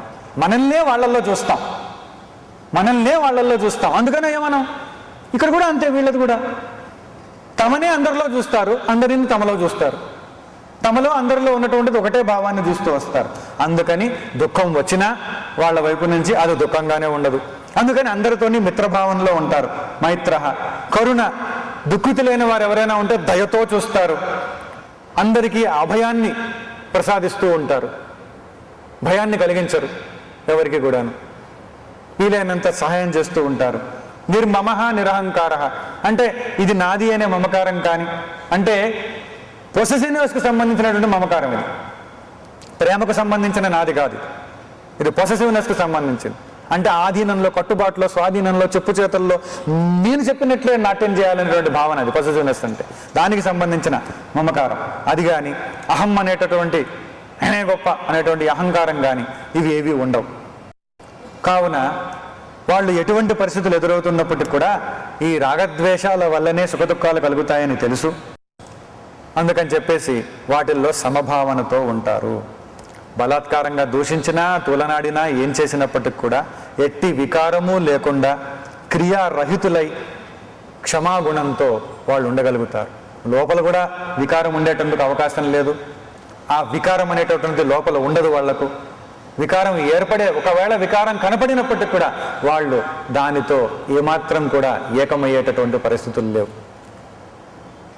అది మనసుకు సంబంధించిన దానిగా చూస్తారు మాత్రమే కానీ ఇంకా దేనిగా కూడా వాళ్ళు చూసేటటువంటి అవకాశం లేదు. ఆ విధంగా వాళ్ళు ప్రవర్తిస్తూ ఉంటారు. కనుక ఆ లక్షణాన్ని మనం కొంచెమైనా అర్థం చేసుకోగలిగితే, ఒక్క పాయింట్ అర్థం చేసుకుంటే చాలు దీంట్లో, ఈ శ్లోకంలో నుంచి మన వాళ్ళే అని కనీసం మన కుటుంబ సభ్యులతోనైనా, మన చుట్టూ ఉండేటటువంటి స్నేహితులతోనైనా ఈ నమ్మకము, విశ్వాసము, ప్రేమతోనే ఉండగలిగేటట్లయితే కనీసం అదైనా భద్రతా మండలంగాను, శాంతి మండలంగాను, సుఖ మండలంగాను, క్షేత్రంగాను తయారయ్యేటందుకు అవకాశం ఉంటుంది. ఈ ఎంపతి ఎప్పుడైతే మనకు ఉన్నదో, భావాతీత మనోధారణ ఎప్పుడైతే ఉన్నదో, అది మనల్ని బాగు చేస్తుంది. బాగు అంటే మానసికంగా గాయాలు ఉంటాయి, మెంటల్లీ కొన్ని వూండ్స్ ఉంటాయి కొంతమందికి. గతంలో చేదు అనుభవాలను చూశారు కనుక ఆ మానసిక గాయాల్ని నయం చేస్తాయి, మనలో ఉన్నటువంటి చెడును తొలగిస్తాయి, మనకు మంచిని చేకూరుస్తాయి. అందుకనే సహనము, భావాతీత మనోధారణ మరియు కరుణ ఇవన్నీ కూడా ఎక్కడికి తీసుకొని వెళ్తాయంటే మనల్ని నిబంధన రహిత శాశ్వత ప్రేమ స్థాయిలోకి తీసుకొని వెళతాయి. దీనినే అన్కండిషనల్ లవ్ అని అంటారు. అన్కండిషనల్ లవ్ స్థితిలోకి వెళ్ళాలంటే ఈ భావాతీత మనోధారణ, ఎంపతి, సహనము, పేషెన్స్, కరుణ, కంపాషను ఇవన్నీ కూడా ఉండాలి. ఉంటే అప్పుడు అన్కండిషనల్ లవ్ ఇచ్చేటటువంటి స్థితికి మనం వెళ్ళగలుగుతాం. ఆ స్థితి ఎటువంటిదేనంటే ఆ స్థితికి చేరినటువంటి వాడికి అప్రయత్నపూర్వకంగా ఆనందం ఎప్పుడూ వెళ్ళి విరుస్తూనే ఉంటుంది, లోపల ఉప్పొమ్ముతూనే ఉంటుంది. దేనికోసం ప్రయత్నం చేయాల్సినటువంటి అవసరం లేదు. ఇది చెయ్యడం కానీ, అది చేయకుండా మానడం కానీ ఏమీ లేకుండానే అప్రయత్నపూర్వకంగా ఆనందం అట్లా ప్రవహిస్తూనే ఉంటుంది. అటువంటి స్థితి అన్నమాట, ఆనందమయమైనటువంటి స్థితిగా ఉంటుంది. కానీ దాంట్లోకి వెళ్ళాలి అని అంటే ఈ ఉన్నతమైన ఆదర్శములకు సంబంధించినటువంటి విషయములను ధారణ చేయాలి. ధారణ చాలా ముఖ్యం జీవితంలో. అందుకని ధారణ గురించి మనం తెలుసుకునే ప్రయత్నం చేద్దాం. ఇప్పుడు ఏమిటి ఈ ధారణ అంటే? కాంటంప్లేషన్ అంటూ వస్తారు. ఏమిటి అని అంటే మనకు ఈ సంబంధములలో ఎట్లా అర్థం చేసుకోవాలి దీన్ని? ఒక ఉపాయము పైన కానీ, ఉపాయం అంటే ఐడియా, ఒక విషయము సబ్జెక్ట్ పైన కానీ, ఒక వస్తువు ఆబ్జెక్ట్ పైన కానీ, ఒక ఆలోచన థాట్ పైన కానీ, ఒక ఊహ కాన్సెప్ట్ పైన కానీ ఏకాగ్రతతో ఉండడమే ధారణ. సంబంధములకు సంబంధించిన విషయాలు మనం చూస్తున్నాం ఇక్కడ. ఏకాగ్రతతో ఉండాలి. దేనిపైన ఉండాలి? ఒక ఉపాయం, ఒక ఐడియా ఉంది, ఒక ఉపాయం పైన ఏకాగ్రతతో ఉండాలి.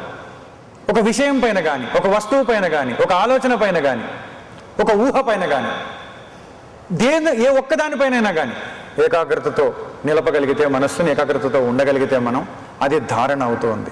ఈ ధారణ వల్ల ఏమవుతుందనంటే ఎప్పుడైతే దేనిపైన కానీ ఏదన్నా మనకు లోతుల్లోకి వెళ్ళి తెలుసుకోవాలంటే, ఇప్పుడు మామూలుగా ఎవరితో అన్నా మాట్లాడామనుకోండి, మాట్లాడుతూ ఉంటే వాళ్ళు ఇలా చూస్తారు, ఇలా దిక్కులు చూస్తున్నారు.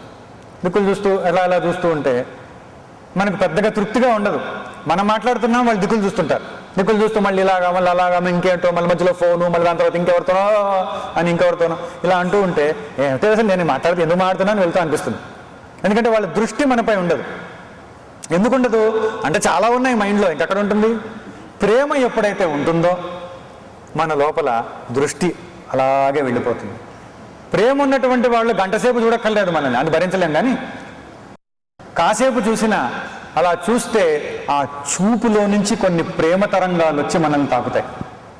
అది నిలకడగా ఉంటుంది. ఆ చూపట్లో ఒక క్షణం చూస్తే, ఒక నిమిషం చూసినా చాలు. అలా చూస్తే దాంట్లో నుంచి ఒక తాకిడికి గురవుతాం మనం. అది ప్రేమ ఉంది కనుక అది వస్తుంది. అది దయ ఉంది కనుక వస్తుంది, కరుణ ఉంది కనుక వస్తుంది, ఆ సఖ్యతాభావం, సామరస్యం, ఫ్రెండ్లీనెస్ ఉంది కనుక వస్తుంది. అలా ఉంటే అలా చూడబుద్ధేస్తుంది, వస్తుంది. అది ఏకాగ్రత. దాని మీద అలా ఉంచగలిగాం, అలా ఉంటుంది. అది అలా చూడగలుగుతాం వేరే వాళ్ళని. కాసేపు చూస్తాం, ఎందుకంటే లోపల మంచి భావన కనుక చూడబుద్ధేస్తుంది, చూస్తాం, చూడాలనిపిస్తుంది, నిన్ను చూడాలని ఉంది, ఇలా అంటూ ఉంటారు. ఏదైనా కానీ చూడగలుగుతారు. అదే మనం ఇక్కడ కూడా ఆలోచన చేస్తున్నాం. ఏమిటి అని అంటే ఒక ఉపాయం పైన అలా చూడడం. మనం ఏదో నేర్చుకున్నాం, దాన్ని అలా మనసులో కాసేపు అలా చూడడం, అలా ఏకాగ్రతతో ఉండడం దానిపైన ఉంటే, అప్పుడు ఎలాగైతే ఇక్కడ మనం వేరే వాళ్ళని కాసేపు ప్రేమతో చూస్తే వాళ్ళకి హాయి కలుగుతుంది, మనకు కూడా వాళ్ళ యొక్క స్పందన తెలుస్తుంది, వాళ్ళల్లో ఏ విధంగా తన్మయత్వము, తృప్తి వస్తుందో, వాళ్ళు ప్రేమతో ఎలా మనకు ప్రతిస్పందిస్తున్నారో ఇవన్నీ మనం చూస్తే చూడగలుగుతాం, మనం అనుభవించగలుగుతాం, తెలుసుకోగలుగుతాం. చూపు చూస్తేనే వాళ్ళల్లో ఏం మార్పు వచ్చింది, మనలో వాళ్ళ స్పందన వల్ల మనలో ఏం హాయి కలుగుతుంది, ఇవన్నీ తెలుస్తాయి. అలాగే ఒక ఐడియాని కానీ, ఒక థాట్ని కానీ, ఒక ఊహని, కాన్సెప్ట్ని కానీ, ఒక సబ్జెక్ట్ని కానీ, ఒక ఆబ్జెక్ట్ని కానీ ఇలా మనం చూడగలిగితే కాసేపు దాని లోపల ఏముందో తెలుస్తుందండి. ఆ లోపలుండేది మన లోపల ఎంత చక్కని స్పందన కలిగిస్తుందో అవకాశాన్ని ఏర్పరచుకోగలుగుతాం. దీనినే ఇన్సైట్ అని అంటారు. సూక్ష్మ బుద్ధి. సూక్ష్మబుద్ధిలోకి వెళ్ళాలంటే ముందు బుద్ధి సరిగా ఉండాలి, అప్పుడు సూక్ష్మ బుద్ధి వస్తుంది. లోపల ఏముంది అనేది అర్థమయ్యేటటువంటి స్థితి వస్తుంది, అవగాహన వస్తుంది. అవగాహన పెరుగుతుంది మనకు దాని పట్ల, అంటే అండర్స్టాండింగ్ వస్తుంది. ఈ సూక్ష్మ బుద్ధి ఇన్సైట్, అండర్స్టాండింగ్ అవగాహన రెండు పెరుగుతాయి. రెండు పెరిగాయి అని అంటే అక్కడ అసలు విషయం మనకు విదితమైంది అని అంటే దృఢమైనటువంటి సంబంధం ఏర్పడుతుంది, ప్రయోజనకరంగా ఉంటుంది, చాలా మంచి చేస్తుంది, మంచిగా ఉంటుంది. అందుకే ధారణని కొందరు అంటారు త్వరపడని మానసిక కేంద్రీకరణ. జాగ్రత్తగా వినండి, మనకి ఎప్పుడు తొందర తొందర తొందర తొందర తొందర. త్వరపడని మానసిక కేంద్రీకరణ, మనస్సుని కేంద్రీకరించడం అక్కడ కాసేపు. అందుకే దేవాలయాలు కానీ పూజాలయాలు కానీ ఇవన్నీ కూడా ఉండేందుకు కాసేపైనా మనసు అక్కడైనా సరే కేంద్రీకరించాలి. అది ఇంట్లో కానీ బయట కానీ ఎక్కడైనా కాసేపు కేంద్రీకరించాలి. త్వరపడని మానసిక కేంద్రీకరణ, అన్హర్రీడ్ మెంటల్ ఫోకస్ ఈజ్ కాంటంప్లేషన్. దీనివల్ల ఇంకా గొప్ప ప్రయోజనం ఏమిటి అని అంటే లోపల ఉన్ముఖతలు ఉంటాయి, రాగద్వేషాలకు సంబంధించినవి, స్వార్థానికి సంబంధించినవి, దోషాలు, ఉన్ముఖతలు, వాసనలు, ఇవన్నీ టెండెన్సీస్ అన్నీ ఉంటాయి. వీటికి సంబంధించినవన్నీ టెండెన్సీ ఆ జన్మల్లో నుంచి ఏర్పరచుకుంటూ వచ్చినటువంటివన్నీ కూడా లోపల ఉండి ప్రేరణలు కలిగిస్తుంటాయి. టెండెన్సీ, ఏ టెండెన్సీ అయినా సరే, ఎటువంటి అవలక్షణమైనా సరే, ఎంతటి హాని కలిగించేది లోపల ఎంత ప్రబలంగా ఉన్నా సరే, ఎంత దృఢంగా ఉన్నా సరే, ఈ కాంటంప్లేషన్ వలన దానిని మార్చేయచ్చు. అది సీక్రెట్, అదే టెక్నిక్. అందుకని ముందు స్థూలంగా ప్రయత్నం చేసి మనం నిలబెట్టగలిగితే మనస్సుని, ఆ నిలబెట్టగలగాలి. విన్నటువంటి విషయాలు ఇలా విని అలా వదిలేయడం కాదు, అలా కాసేపు మనం నిలబెట్టట్లేదండి. సినిమా పాట నచ్చింది, నిలబెట్టాం. ఎవరైనా సౌందర్యవంతంగా కనిపించారు, వాళ్ళ మనసులో అలా తలుచుకుంటూ ఉంటారు. పేపర్లోనో లేకపోతే మళ్ళీ చూసుకుంటూ ఉంటారు, లేకపోతే ఇంటర్నెట్లో వచ్చిన ఏటో చూసుకుంటూ ఉంటారు, మళ్ళీ వింటుంటారు. ఇవన్నీ చేయట్లేదు, నిశ్చయం నిలబట్ల కేంద్రీకరణ కాసేపు అంతే. అది ఇట్లాంటి ఉన్నతమైన ఆదర్శములపైన కేంద్రీకరణ చేశామనంటే మనకు ఎంత మేలు జరుగుతుందో. మన చెడ్డు అలవాట్లు అన్నీ తొలగిపోతాయి. ఏ అలవాట్లైనా అశాంతి పోతుంది, దుఃఖం పోతుంది, విషాదం పోతుంది, శోకం పోతుంది. చెడ్డ అలవాట్లు చాలా బలోపేతంగా ఉంటాయి, అవి కూడా పోతాయి. మార్చగలుగుతాం వాటిల్ని. ఎలాగా? ఈ కాంటంప్లేషన్ వల్ల, ఈ ధారణ వల్ల. ధారణకు అంత శక్తి ఉన్నది. దేనిపైన ధారణ? శాస్త్ర విషయాలు. భగవద్గీతలో ఏం చెప్పారు, సద్గ్రంథాల్లో ఏం చెప్పారు, సత్సంగాల్లో ఏం చెప్పారు, దానిపైన నిలపాలి. నిలిపితే మిగతాదంతా జరిగిపోతుందండి. మిగతాదంతా దానంతటా జరుగుతుందంటే భగవంతుని కృప ఉంటుంది, అన్ని జరిగిపోతాయి. నిలపడం వరకే మనం చేయాలి, మిగతాది ఇంకా మనం ఏం ప్రయత్నం చేయాల్సిన అవసరం లేదు. నిలిపితే చాలు, ఇంకేం అవసరం లేదు. ఒక ఆవిడ వాళ్ళ ఆయనతో ఇలా మాట్లాడుతుందట. ఎందుకంటే వాళ్ళ ఆయన అడిగారట, ప్రియా అప్పటికే 20 ఏళ్ళ సంసారం అయింది, నీ పుట్టినరోజు నాడు నీకు ఏం బహుమతి ఇమ్మంటావో చెప్పు, అది అనూహ్యంగా ఉండాలి, కొత్తగా ఉండాలి. ఏ బహుమతి అడుగుతావో అడుగు, ఏ బహుమతి కావాలో అడుగాను, నీకేం బహుమతి ఇమ్మంటావు నీ పుట్టినరోజు నాడు అని. ఆవిడ అన్నదట, డైవర్స్. బహుమతే అది అడుగుతుందనంటే ఇంకెలా ఉంటుంది చూడ. అంటే అంత సంబంధంలో విసుగొచ్చేసింది అన్నమాట. ఎందుకు వచ్చింది? సహనం లేదు, కరుణ లేదు, ఉన్నతమైన ఆదర్శం లేదు, భావాతీత మనోధారణ లేదు, ధారణ లేదు. ఆలోచించండి, ఇప్పుడు తెలుసుకున్నటువంటి కొన్ని చాలు, 4-5 తెలుసుకున్న అవి చాలు.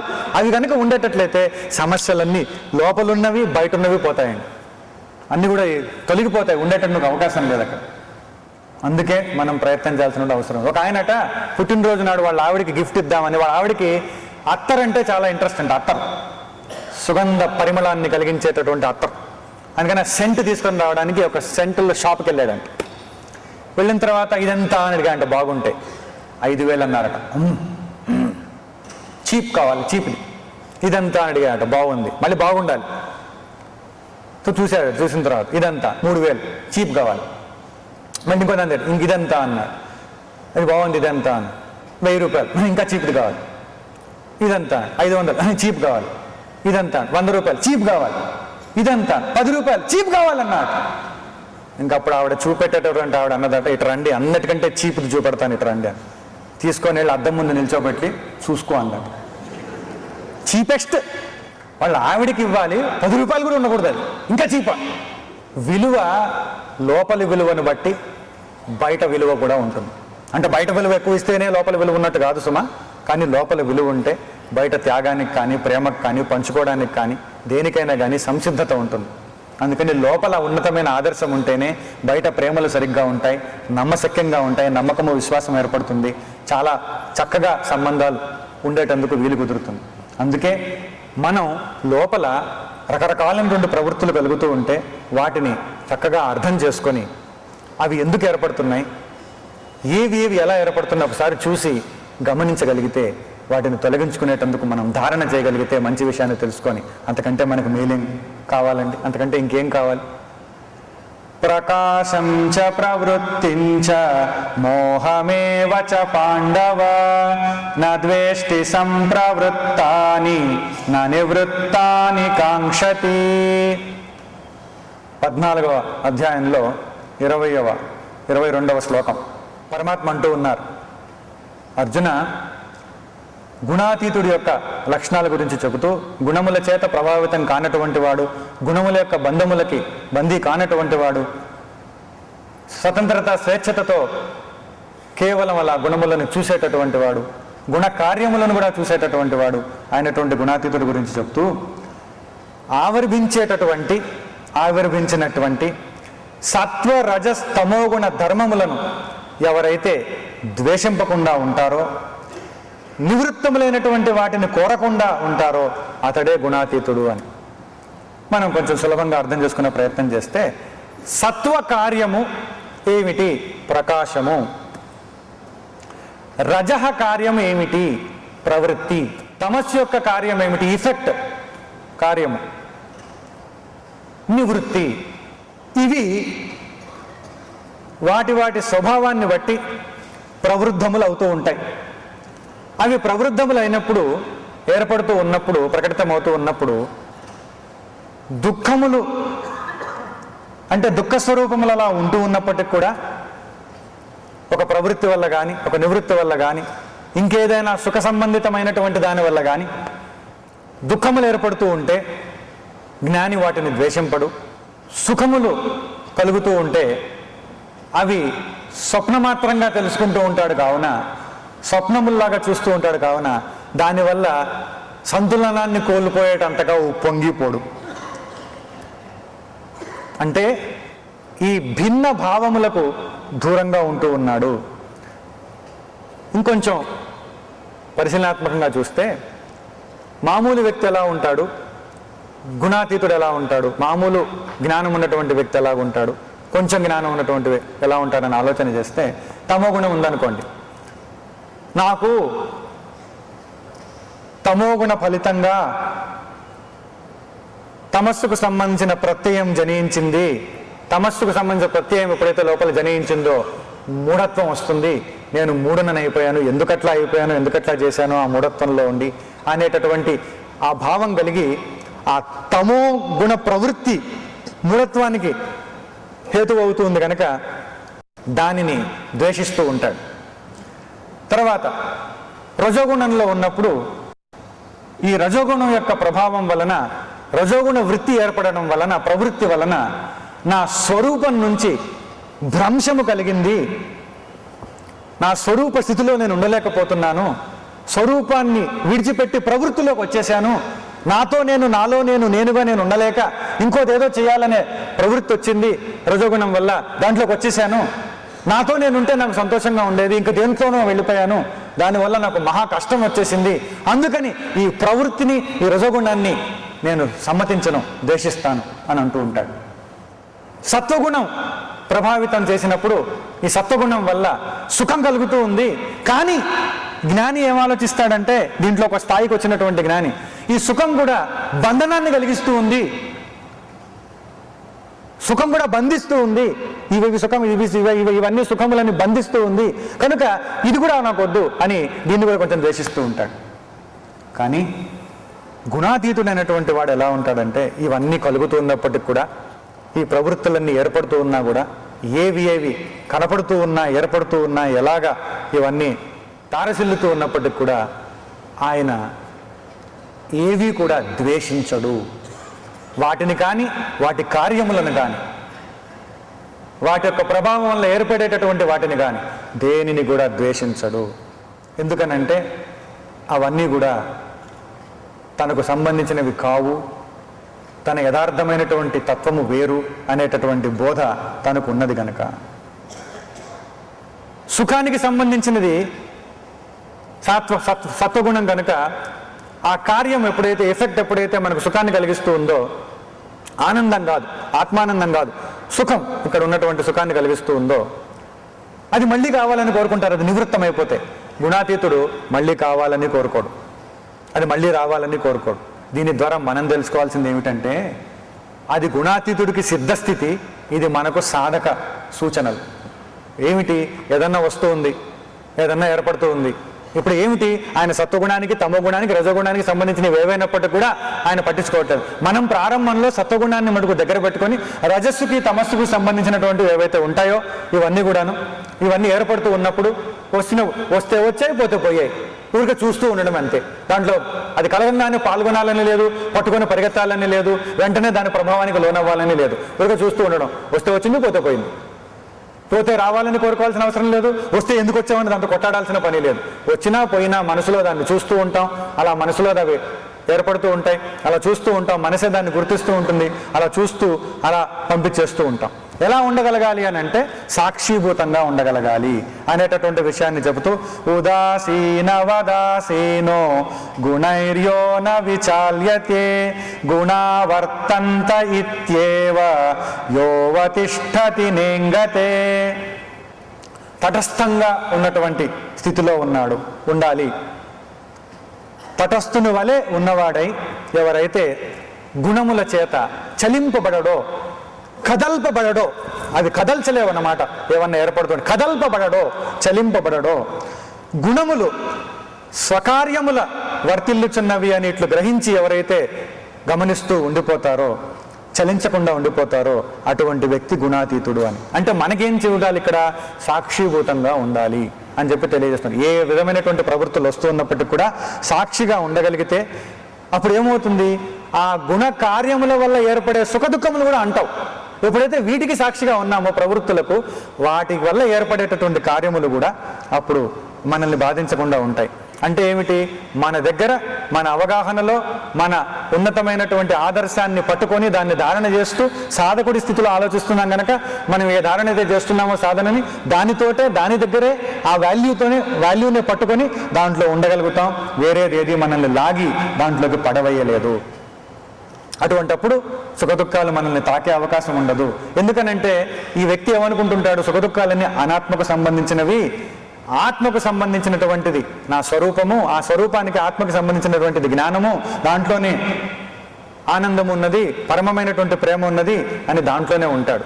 అంతేగాని బయట ఉన్నటువంటి వాటిల్లో లోతుల్లోకి వెళ్ళి యథార్థంగా ఉన్నటువంటి దాన్ని చూస్తాడు కానీ పై మెరుగుల్ని మెరుగుల్ని చూసేటటువంటి వాళ్ళు మెరుగుల్ని బట్టి విలువనిస్తారు. ఈయన అన్నిటినీ ఒకే విధంగా చూస్తూ వస్తాడు. ఒక మట్టి ముద్ద కనపడినా, ఒక రాయి కనపడినా, ఒక బంగారం కనపడినా, అన్నిటి లోపల ఏదైతే యథార్థంగా దానికి ఆధారమై ఉందో దాన్ని గమనిస్తాడే కానీ బయట ఉన్నటువంటి వాటిని కానీ, దాన్ని చూసినప్పుడు లోపల ఏర్పడేటువంటి ప్రవృత్తులు ఏవైతే ఏర్పడుతూ ఉంటాయో అది బంగారం అని తెలుస్తుంది ఆయనకు కూడా, ఇది మట్టి ముద్ద అని తెలుస్తుంది, మొద్దు కాదు, ఇది రాయి అని తెలుస్తుంది. కానీ దానికి సంబంధించినటువంటి వ్యత్యాసాలు ఏవైతే ఉంటాయో వాటిని ఊరిక గమనిస్తాడే కానీ దాంట్లో లీనమైపోయేటటువంటి పరిస్థితికి లోనుగాడు. అందుకని చెప్పేసి ఇలా పరిస్థితుల్లో ఉండగలిగితే ఎవరైనా ఆదరించి ప్రశంసించినా, ఎవరైనా నిరాదరించి నిందించిన, ఆదరించినప్పుడు ప్రశంసిస్తారు, నిరాదరించినప్పుడు నిందిస్తారు. వాళ్ళు ఆదరించినా, నిరాదరించినా, ప్రశంసించినా, నిందించినా, పొగిడినా, తిట్టినా రెండటల్లో కూడా ఒకేలాగా ఉంటాడు. ఎందుకనంటే ఇవి నాకు సంబంధించినవి కావు అని తెలుసు. ఇవన్నీ గుణముల యొక్క కారములకి సంబంధించినటువంటివే కానీ మనోబుద్ధులకు సంబంధించినటువంటివి, ఇంద్రియాలకు సంబంధించినటువంటివి, దేహానికి సంబంధించినటువంటివి, వాటి విషయములకు సంబంధించినటువంటివే కానీ నాకు సంబంధించింది కాదు అని సమత్వ బుద్ధితో ఉంటాడు. ఎవరైతే ఇలా సమత్వ బుద్ధితో ఉంటాడో వాళ్ళు వేరే వాళ్ళ యొక్క అభిప్రాయాలకు బానిసగాడు. అది ముఖ్యమైనటువంటిది.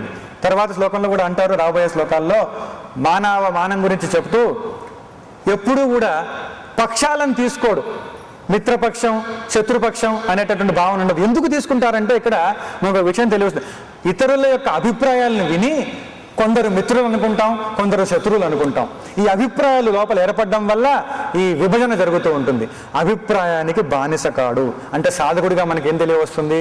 అభిప్రాయాలను ఆధారం చేసుకొని, అవి మనసులో ఏర్పడేటటువంటి ఆలోచనలే కనుక అభిప్రాయాన్ని ఆధారం చేసుకొని అనవసరంగా శత్రుత్వాన్ని మనసులో కల్పించుకోవాల్సినటువంటి అవసరం లేదు. ఈ వర్గీకరణ చేయాల్సినటువంటి అవసరం లేదు. అందుకని ఎవరైతే ఈ విధంగా తెలుసుకొని ముందుకు వెళతారో వాళ్ళు చాలా ఉత్తమ స్థితిని పొందుతారు. అంటే ఏ గుణం కలుగుతూ ఉన్నా, ఏ గుణం యొక్క కార్యం ఏ విధంగా మనకు సమీపిస్తూ ఉన్నా దాన్ని అంతా కూడా చూసి దానికంటే అతీతమైన స్థితిలో, గుణాతీత స్థితిలో ఉండగలుగుతారు. ఎట్లా వెళ్ళాలండి దాంట్లోకి?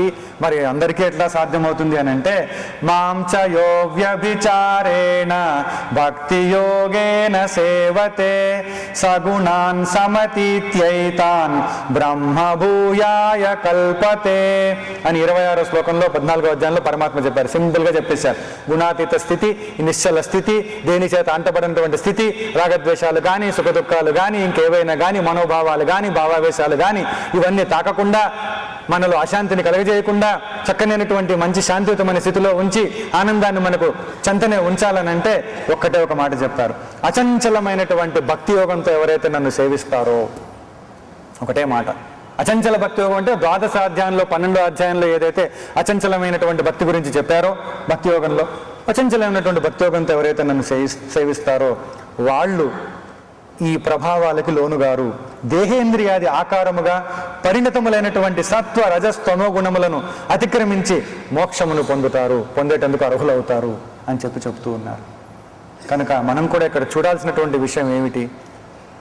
ఏది ఎట్లా జరుగుతున్న సంబంధాలలో నాకు సంబంధించింది ఏమిటి, నాకు సంబంధించింది ఏది ముఖ్యమైనటువంటిది, ఏది ముఖ్యం కానటువంటిది చూసి సహనాన్ని ఏర్పరచుకొని, పేషెన్స్ని, దాని ద్వారా శాంతి సుఖం వస్తుందని అర్థం చేసుకొని, ఎంపతిని ఏర్పరచుకొని, భావాతీత మనోధారణ, కాంటంప్లేషన్ ధారణ ద్వారా ఇవన్నిటిని చూసాం మనం. ఇవన్నీ కలిగించుకొని ఉన్నతమైన ఆదర్శం ముఖ్యమని, దానివల్ల అభద్రత పోయి భద్రత వస్తుందని, ఆ భద్రత వల్ల తృప్తి లోపల ఉంటుందని అది తెలుసుకొని, ఏది చేసేటప్పుడు మనం దానికోసమే దాన్ని చేయాలని, చదువు కోసం, ఆటను ఆట కోసం, సంబంధాన్ని ప్రేమ సఖ్యత కోసం ఈ విధంగా మనం తయారు చేసుకుంటూ వెళితే, ఈ విధంగా మనం ఏర్పరచుకుంటూ వెళితే మనలో భావాలు ఏది చేసినా తృప్తి ఉంటుంది, చేసేటప్పుడే ఆ హాయి కలుగుతుంది, ఆనందం కలుగుతుంది అని తెలుసుకోవాల్సినటువంటి అవసరం ఉన్నది. ఈ విధంగా మనం ఈ రోజుకు తెలుసుకున్నటువంటి విషయాలు ఇవి. తర్వాత చాలా ముఖ్యమైనటువంటి విషయం, రేపు ఇన్ని రోజులు విన్నది ఒకటి, రేపు ఒక్కరోజు వినేది ఇంకొకటిగా ఉంటుంది. చాలా ముఖ్యమైనటువంటి విషయం ఏమిటి అని అంటే, సంబంధములలో చాలా మందికి ఈ భావాలు వస్తుంటాయి. బయటికి చెప్తారు కొందరు చెప్పరు. కానీ ఎప్పుడో ఒకసారి ఏదో ఒక సమయంలో అనిపిస్తుంది, ఇది వదిలిపెట్టేస్తే పోతుంది, వీళ్ళు వదిలిపెట్టారు, అసలు వీళ్ళు విధించుకుంటే పోతుంది, వదిలేసి వెళ్ళిపోవాలి, ఎంతకాలం ఉంటావు, అసలు వాకర్లేదు వెళ్తారు, విధించేసుకున్నావు, సంబంధాన్ని తెంచేసుకున్నావు. కోపం వచ్చినప్పుడు అనిపిస్తుంది, క్రోధం వచ్చినప్పుడు అనిపిస్తుంది, స్పర్ధలు వచ్చినప్పుడు అనిపిస్తాయి, నచ్చనివి జరిగినప్పుడు అనిపిస్తాయి. ఎన్నిసార్లు అనిపిస్తాయో జీవితంలో మనకి ఇట్లాంటివి. మన భార్యకు భర్త మీద, భర్తకు భార్య మీద, పిల్లల మీద, తండ్రుల మీద, తల్లుల మీద, స్నేహితుల మీద, తమ్ముళ్ళు, అన్నలు, అక్కలు, చెల్లి అందరికీ అనిపిస్తూ ఉంటాయి. ఉద్యోగాలు చేసే చోట వాళ్ళ మీద, వీళ్ళ మీద వాళ్ళకి అందరికీ ఉంటాయి. విడిచిపెట్టేద్దాం, వదిలేద్దాం. వెంటనే మనకి ఇది అనిపిస్తుంది, ఏదైనా మనం భరించలేదు అని మనం అనిపించింది అనుకో. ఎందుకు అనిపిస్తుంది అట్లాగా? సహనం లేదు, ఉన్నతమైన ఆదర్శం లేదు, లోపల పేషెన్స్ ఎక్కడ ఉన్నాయండి? ఇవన్నీ ఇప్పుడు ఈ గుణాలన్నీ కల్పించుకుంటే మనకి ఏదైనా ఎదుర్కొనే స్థితి వస్తుంది. ఇప్పుడు ఏమిటి? వదిలిపెట్టేద్దాం. అసలు వదిలిపెట్టచ్చా? వదిలిపెడితే నిజంగా వదిలిపెడతామా, లేక వదిలిపెట్టింది కూడా మన వెనకాలే తగులుకుంటుందా? ఈ జన్మకే కాదు, మరు జన్మకు కూడా తగులుకుంటుంది. విడిచిపెట్టే టెక్నిక్ తెలియకపోతే తగులుకుంటుంది. ఏ భావంతోనైతే వద్దురా బాబో వీళ్ళతోటని చెప్పేసి వదిలేస్తారో, విడిచిపెట్టి పరిగెత్తిపోతారో, సమస్యని పరిష్కారాన్ని చేసుకోకుండా సంబంధాన్ని విడిచిపెట్టి పరిగెత్తిపోతారో, మళ్ళీ జన్మలో మళ్ళీ అదే సంబంధం ఎదురవుతుంది. తప్పదు. దేహం మారినా, పరిస్థితి మారినా తప్పదు. మళ్ళీ కథ మొదలుకే, మళ్ళీ కేజీ క్లాస్ నుంచి స్టార్ట్ అవుతుంది, మళ్ళీ అన్నీ మొదలవుతాయి. అందుకని విడిచిపెట్టేయడం అసలు నిజంగా సబబా? ఎప్పుడు పరిస్థితుల్లో విడిచిపెట్టాలి? విడిచిపెట్టడంలో ఉండే ఆర్ట్ ఏంటి? అసలు ఏ భావనతో విడిచిపెడితే మళ్ళీ మనలో కానీ అశాంతి ఉండదు, అశాంతి లేకుండా, దుఃఖం లేకుండా విడిచిపెట్టడం ఎలాగా ఆలోచించండి. మళ్ళీ దాని యొక్క పర్యవసానం మనల్ని బాధించకుండా, వేధించకుండా, వెంటాడకుండా ఎలా విడిచిపెట్టాలి? చాలా ఇంపార్టెంట్ అండి, చాలా ఇంపార్టెంట్. లేకపోతే కర్మ బంధం పట్టుకుంటుంది, మనం దోషం పట్టుకుంటుంది. ఇది చాలా ముఖ్యమైనటువంటి విషయం. రెండవది, అసలు శత్రువే లేకుండా ఎట్లా చేయాలి దేశంలో? అసలు మన జీవితంలో శత్రుత్వం అనేది కనపడకూడదు. ఒక దెబ్బకి శత్రువులు అందరూ ఫినిష్ అయిపోవాలి. అమ్మ బాబాయ్ అయితే మా పక్కింట్లో వాళ్ళు ఫినిష్ అయిపోతారా అండి? ఫినిష్ అయిపోతారు. ఎవడైనా సరే మీతో శత్రువు ఉంటే ఫినిష్ అయిపోవాల్సిందే. ఇంక ఉండే సమస్య లేదు, కనబడే సమస్య లేదు.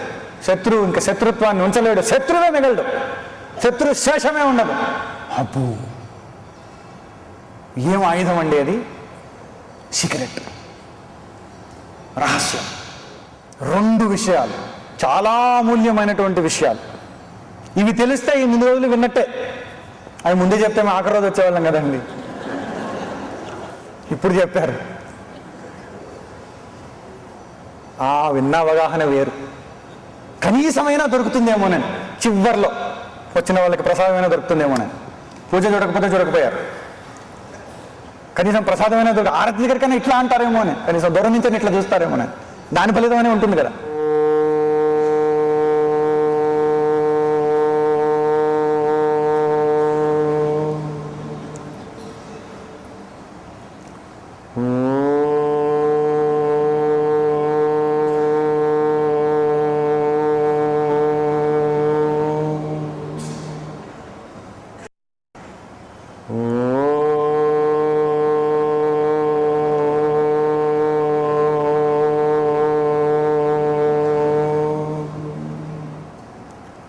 सर्वे भवन्तु सुखिनः, सर्वे सन्तु निरामयाः, सर्वे भद्राणि पश्यन्तु, मा कश्चित् दुःखभाग् भवेत्.